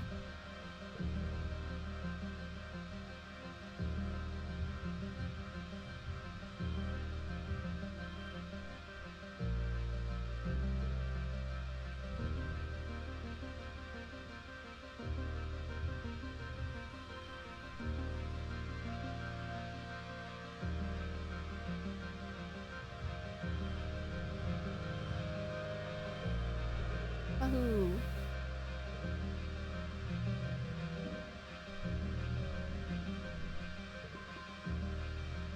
Bravery, empathy, reasoning, perception, bravery, empathy, wahoo! Yeah, boost. Alright, this is all the same. Now my head. Oh, that's what you saw. How about your drink?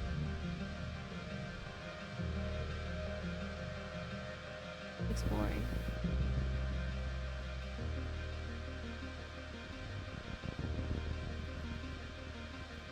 Alright, so this is where I want to be. Glow, explore, unlocked. Now what are these? Another one? Another bug?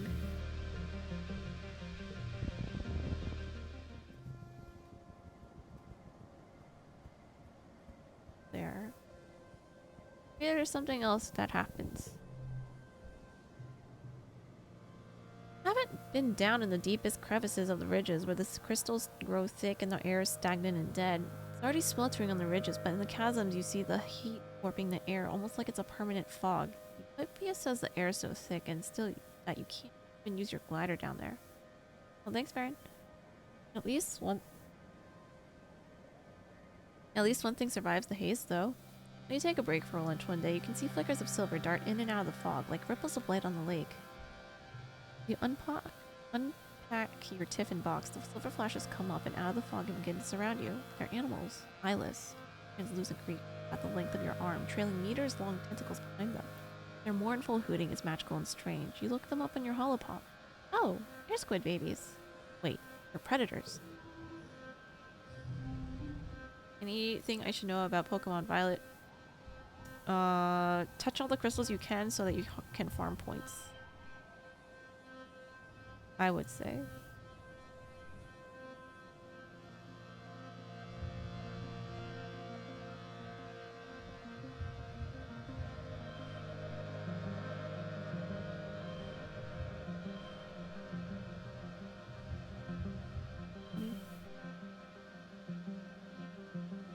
Yeah, sure, why not?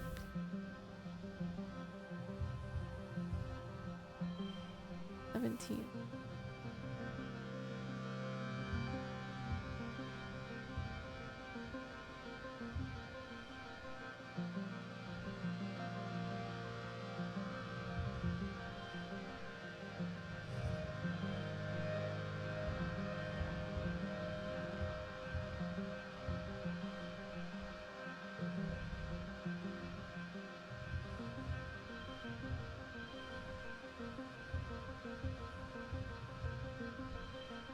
Seven.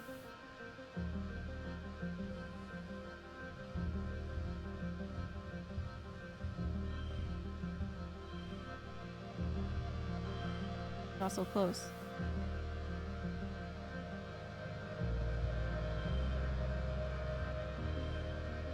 God.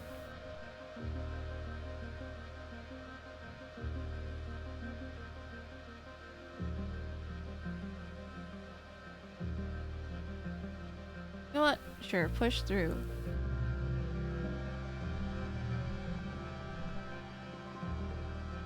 You duck behind some roots and keep perfectly still as the creepy creatures float around and past you. They don't seem to be hunting for food. They must be on their way somewhere.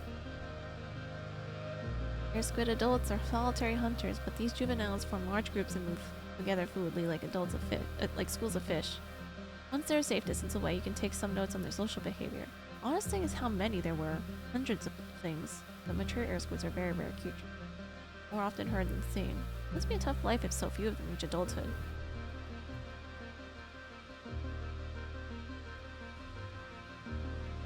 We'll go until we pass out.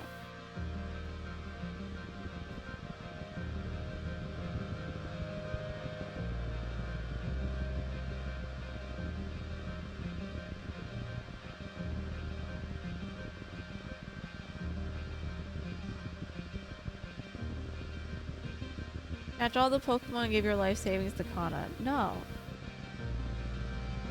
Yeah, you don't even need to activate the ridge. Just press A on the crystals. Farm all those. You already did, Kahlo. No. Pick up as many shinies as you can because the berries will be useful if you need to redo. Oh yeah, the sparkly things on the ground. If you train Pokemon in post-game effort values. If you don't know what I'm talking about, then don't worry about it. I don't know what that is. Oh, post-game? Like, run. Let them out, run them up.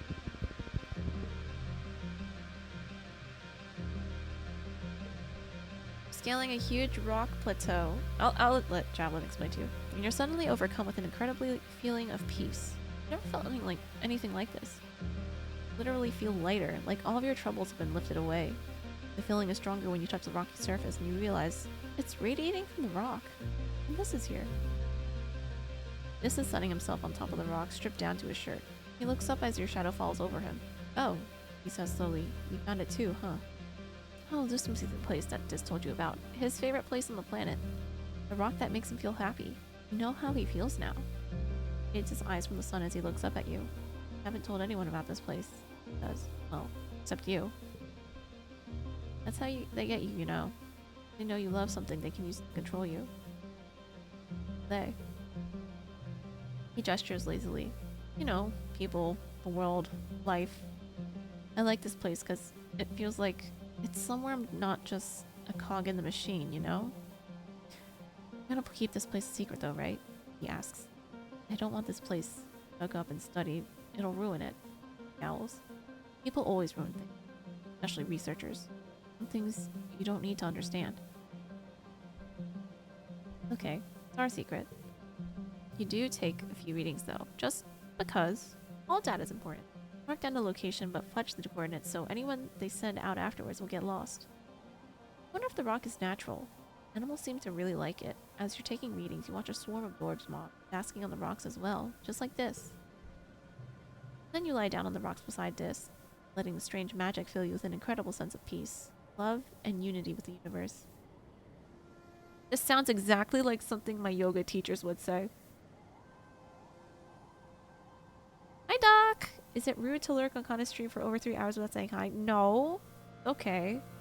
I like lurkers. I lurk all the time. Don't worry, Doc. I don't say a word. I'm just keeping people as background noise. It's perfectly fine. No worries. Appreciate you being here, though. Hope you are feeling better. Found a 6+ assassin build video. Oh, ooh, we just have to touch the watch like this. You never apologize for lurking.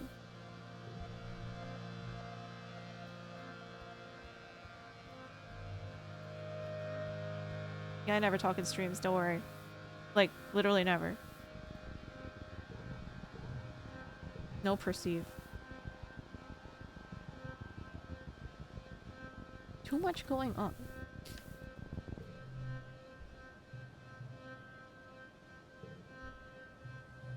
Carefully. The way around. We're not doing this. I had done this before, and then I got sad. Eric. What about lurkers? Just that I appreciate all lurkers and that they never have to feel pressure to speak up.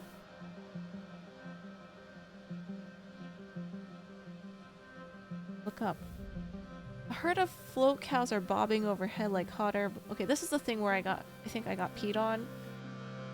Because it wasn't rain, but no, it's actually just milk, so that's fine, I think. Thanks for lurking, Eric. A herd of float cows are bobbing overhead like hot air balloons, drifting west in the prevailing winds. You've seen these creatures being milked in the colony farms. During migration season, their helium sacs swell to make them lighter than air so they can safely travel great distances. I've also heard that they've been used for ballast. That wasn't raid at all. It was float cow piss. Try to dodge another shower, but it spatters down on you, soaking your head and shoulders. Ah, gross. At least the heat may evaporate quickly. That was a mistake.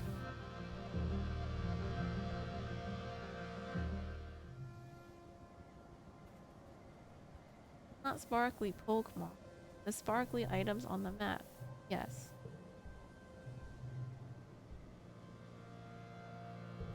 Okay, so we don't touch this question mark or the question mark.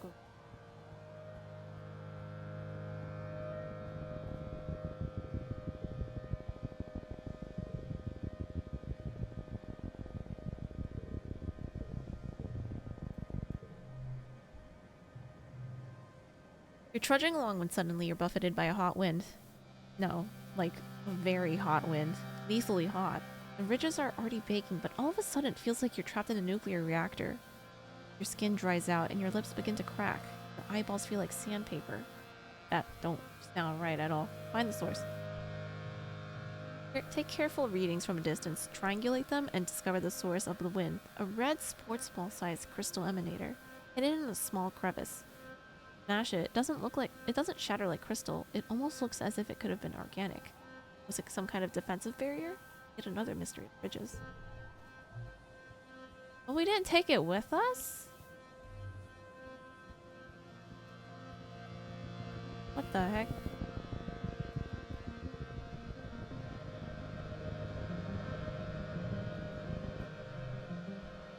Lights here are awful. They come out in the heat of the day and buzz around you incessantly. They don't bite, but they seem to want something from you. Maybe the water or salt from your sweat. Hope they're not laying eggs. This calls the most annoying ones rod flies, because they're like long flexible sticks with a bunch of wings. Ew. They swarm in clouds around your face no matter how hard you try to shoo them away. He says they remind him of Mars, but there are others too. Like the ones that's just a big eyeball with a couple pair of little wings. They make a loud buzzing sound and are always just out of reach when you try to swat them away. Today, your personal nemesis is one of these eye flies. There was a whole bunch of them earlier, but only one has persisted, been following you, staring at you all morning. You and Dis have been batting at it for an hour, but it's a fast dodger. Dis has finally given up and just plods forward. It even lands on his head, but he doesn't care. Do I let it be? What happens if I let it be? I think Dis is strength. You feel a deep sense of peace down. You find a sense of peace deep down and just block out the incessant buzzing.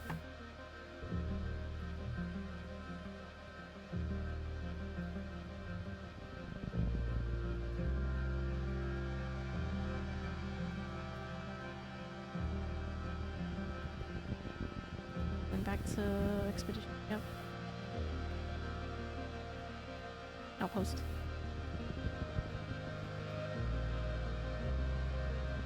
Bought Violet a while ago and just started going at it. Bought a hamster yesterday and you named him Buddy. Dwarf hamster. What? Those are so cute. Do you have pictures?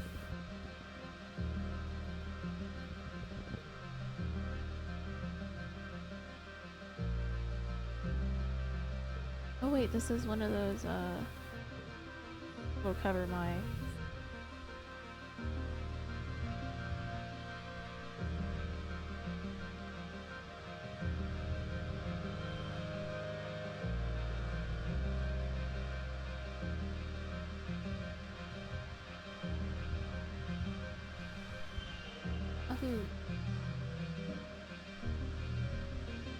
Did getting a tiny friend make you want to play Pokemon?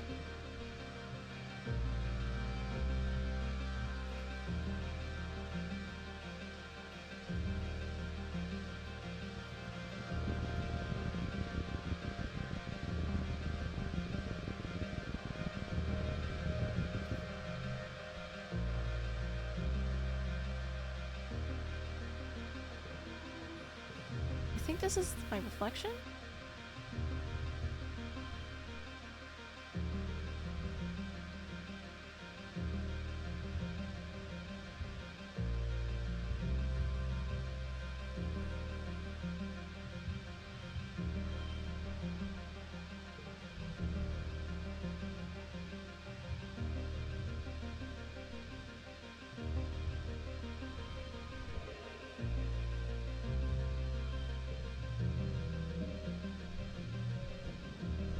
Oh, it did? That's why I'm playing it now? Oh my god. He got a real life Pokemon. Now playing actual, well, Pokemon. Wait. It's you! She just stops and stares at you. This is nuts. This is a different outcome. You just stare at the figure. The person who looks and moves exactly like you. Oh. Oh, I got another one. You move. You just stare at the figure. The person who looks and moves exactly like you. And then you move slowly, carefully, approaching them. Then you both slowly, carefully approach the mirage, and like mirror images, you both raise one arm. Your left and her right, and touch them together. You remember this from before, watching yourself say something. You thought it must have been important, like a warning of some kind, but now that it's time to speak, all that comes into your head is... You ask yourself, what does a Unisaur eat for breakfast? The mirror image looks at you in confusion, and the mirage breaks up. You chuckle to yourself. Whatever it wants. Worn out and tired to continue? Okay. That's supposed to be a knock-knock joke. Alright, we are now in mid-pollen, and I can go rest.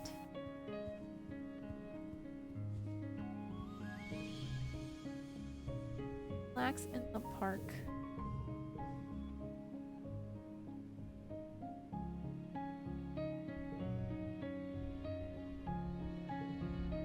This month, you mostly hang out in the garden and try to relax. You noodle on your hollow palm, watch holovids, chat on the colony's social media, and generally enjoy your time off without worrying about what you should be doing.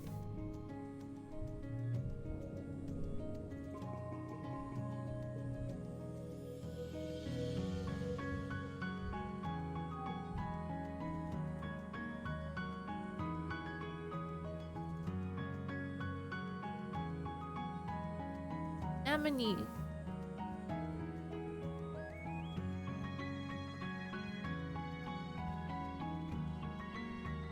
Where is she? Happy birthday.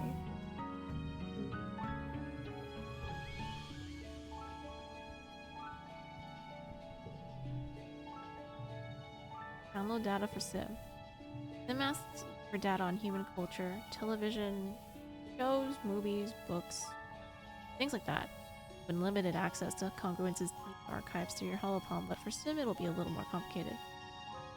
To find a physical storage unit with enough memory to contain a chunk of the holo archives. Ask Professor Howell for one. Physical storage media, huh? Don't use many of those, do we? Most everything's networked. He's happy to help though, and tells you to come with him to his workshop where he repairs robots.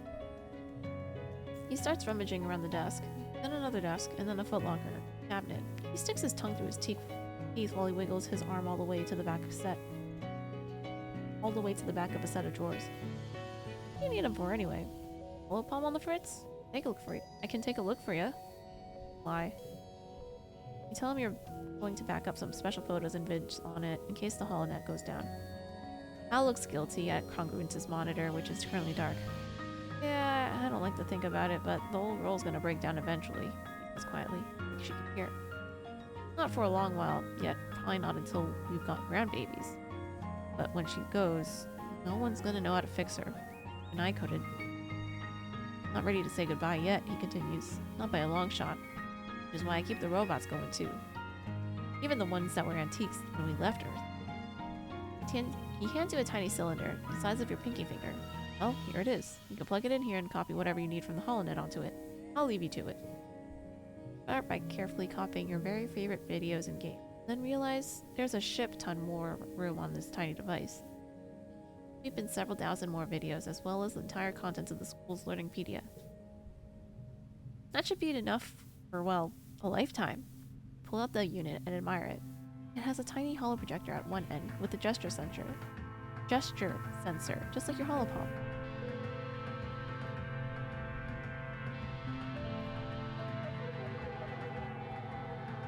I get more reasoning and brain.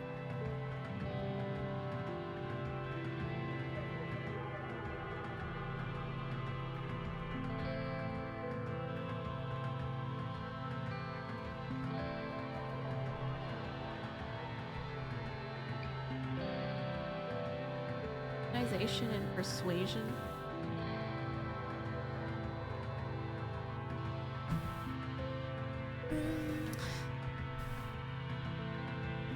Class. Wait.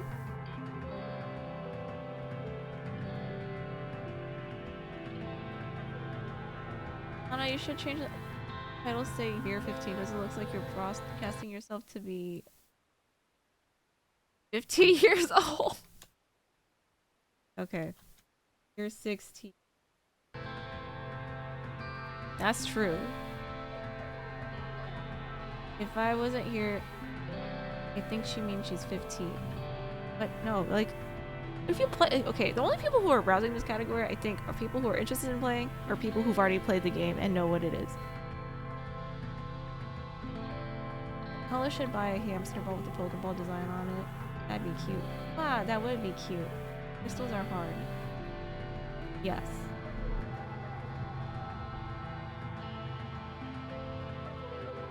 Look at them. This says, gesturing to a squad of soldiers as they jog around the perimeter of the colony. They don't even know that they're already dead. He laughs without smiling. Stupid, why even bother fighting?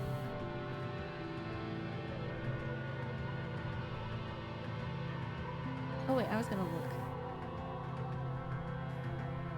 If there's anything else in here. New boss events spawned? Oh, is that because of, them?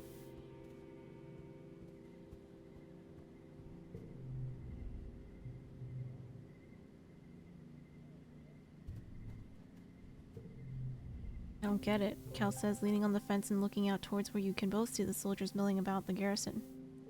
Killing that alien when I was a kid was the most horrible thing I've ever done, and those assholes treat it like no big deal. They want to do it. He clenches his fist. Murderers. Cares. Your dad starts awkwardly. Oh, here's a weird question. Someone's told you about the birds and the bees, right? At your blank look, he goes pink across the bridge of his nose. You know, he makes complicated gesture with his fingers. Pollination? How little tomato heads are made? Appalled, you quickly nod. Lets out a sigh of relief. Oh, good. I was looking forward to that one. Oh my god.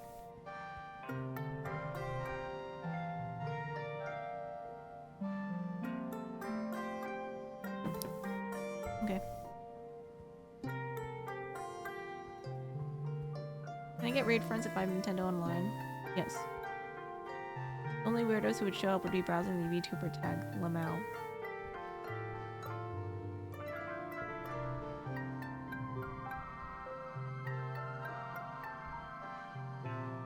Perception, biology.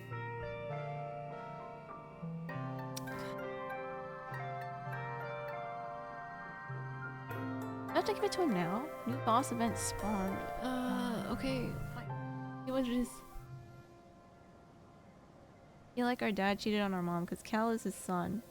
And Cal is his son because Cal never mentions his dad on his mom. And Cal and dad have a lot of similarities, like their haircut.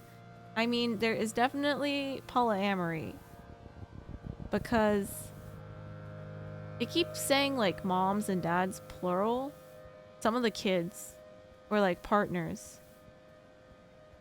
There's definitely polyamory stuff going on based on what the kids had said when they were young about their parents.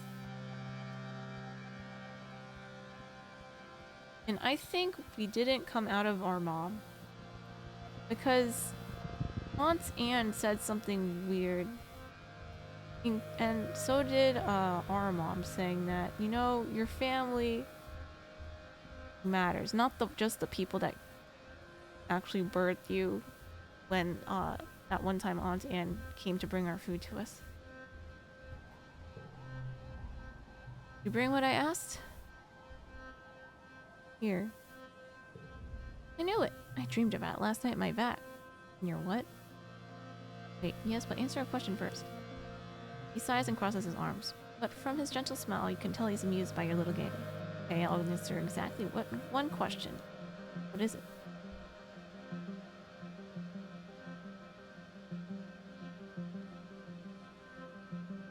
Do the gardeners want to hurt us? I hope your question was going to be a fun one. He takes a breath and answers carefully. It's not that we want to hurt you. It's not personal or even malicious. Like dealing with an invasive species. Sometimes you need to resort to harsh methods. You need to resort to harsh methods to remove it before it destroys the ecosystem. He holds his hand out expectantly. Perhaps that is not the answer you hear, he says gently. But it is not our fault. That our fault you are the way you are. You hand over the data drive and Sim takes it reverently, staring as if he could see what's inside. Marvelous. Like a genetic payload, except digital data instead of organic. What will I learn from this trove, I wonder? Still puzzled over the implications of the phrase genetic payload as he continues. Other gardeners are so tedious and obsessed with their work, he complains. They're more concerned with maintaining equilibrium than experiencing new things. They don't understand that novelty is what makes life interesting. He slips the data drive into his sleeve. Thank you, Solana. I will treasure this. He's lying in the grass, looking as if he's asleep, but for the way his head turns to you as you approach. Dreamed you'd come today, Solana, he says, not opening his eyes. Flower. Wait.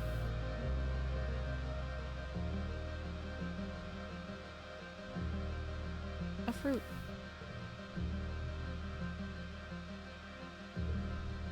I think he likes everything. Okay, was there something else? The new boss event spawned. Anna, why am I 99 RR?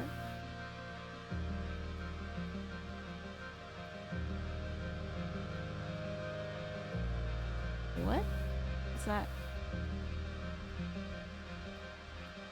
Thought it meant how to like LGBT plus A parents. I don't know, we could have been a surrogate or something. Can we test tube babies because sci-fi? What happens if you romance your sibling? We don't have a sibling. America car. You are confirmed their biological kid because if you choose not to have an auger, it says they had you the all natural way. But we are a test tube baby.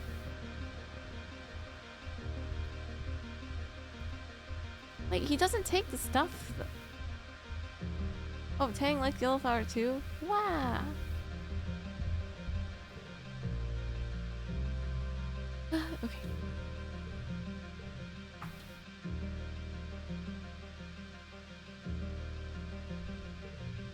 You're back in the wormhole observatory with Dis, just to poke around. Who knows what you might find? Explore at random.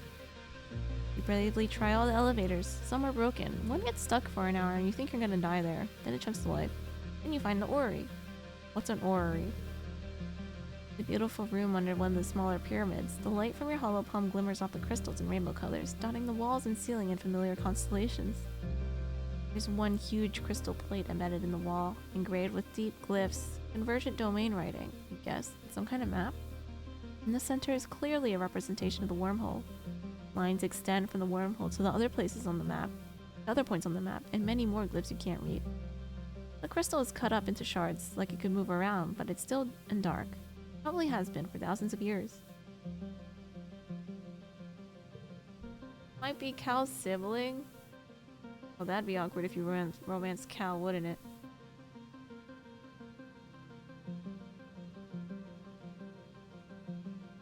What was 99 RR? Run your hands across the panel, looking for a way to turn it on, and encounters a slot. On further inspection, it seems to match one of the artifacts you picked up in your surveying. You slot the glowing pink device into the slot. Crystal panes on the wall come to life, the glyphs on them are glowing. They start to move in an unnervingly organic way, like melting into water and sliding over the surface, rearranging themselves. Just writing. The very surface of the panel raises and lowers, like braille. The glyphs pulse and glow, the same swirly purple-pink as the glowing device, which I realize must be a power source. Convergent domain battery. It's like an orrery for the wormhole? This must be one of the best preserved bits of convergent domain technology found yet, and an excellent sample of their writing. Start piecing together the glyphs of the converger's language. Recognize the symbols for Vertumna, the wormhole, the converger, and basic verbs like being and going, and one that seems to mean bending or twisting that is used all over the place. Starts to get easier. You think your brief connection to the array must have left some of the converger's language in your subconscious.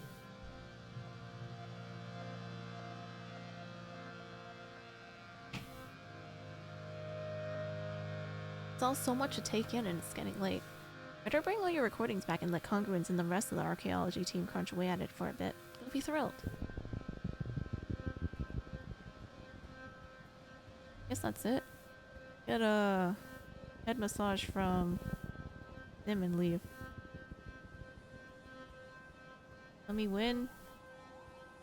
Tell Stream Elements to let you in.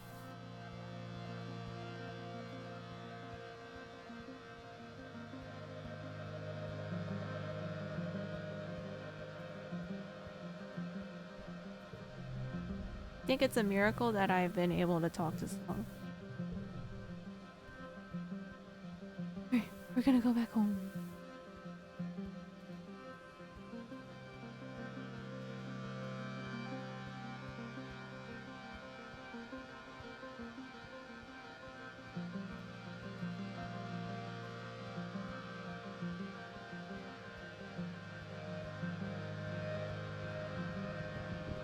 Did I do another 2 years? Was I? No, wait. No, I started at age 15, but it's only been a year again. Go home.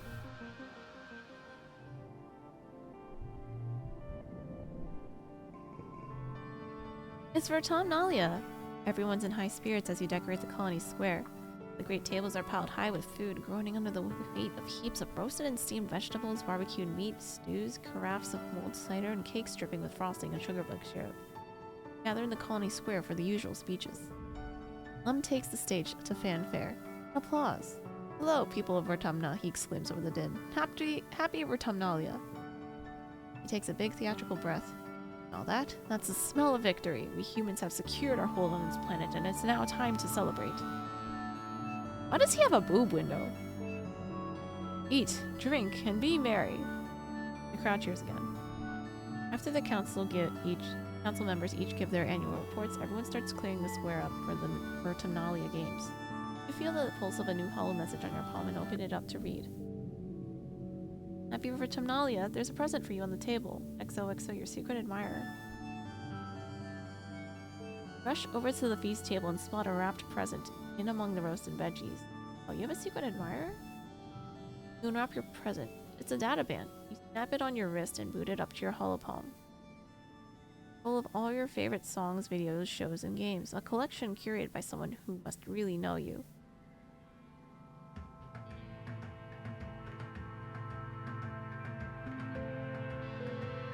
Isn't this Sim?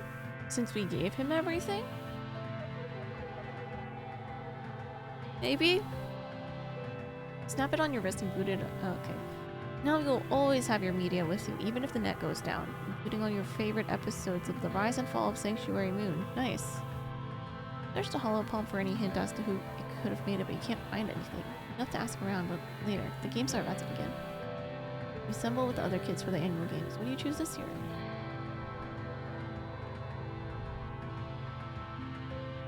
We're not going to have any pop culture questions this year, right? Tangent sulks, her voice dripping with disdain. I just don't see the point. Why aren't we celebrating real intelligence? Luckily, Nomi doesn't overhear this, or if they do, they don't care. They're just happy to be there. Your love for the game pushing you only did a year? What? To flex his chest? What's Patrick? No, Patrick's not in this game. What do you mean? So should it be 2?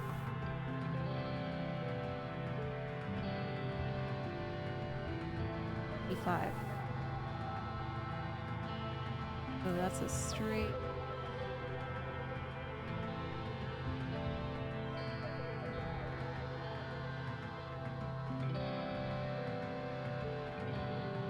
Six, 7, 8.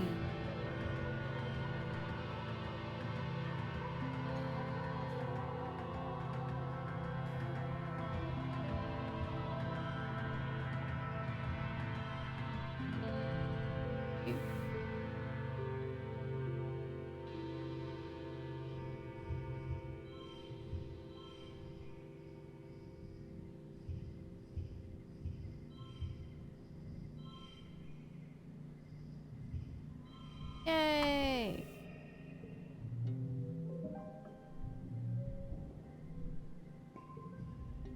After all those hours of watching holovids, you nailed the pop culture questions and about half of the science and humanities ones as well.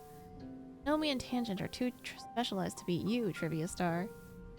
After the festivities, everyone descends on the feast. You heap your plate with more food than you could eat in 3 sittings. When all the food's gone and the sunset has broken the heat of the day, people break out their instruments. Everyone dances well into the night.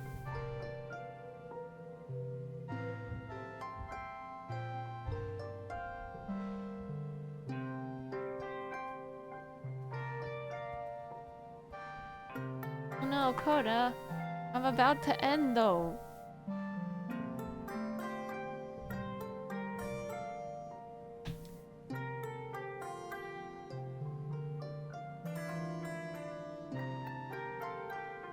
I'm gonna refund him. Javelin or Asutz, can you refund his points?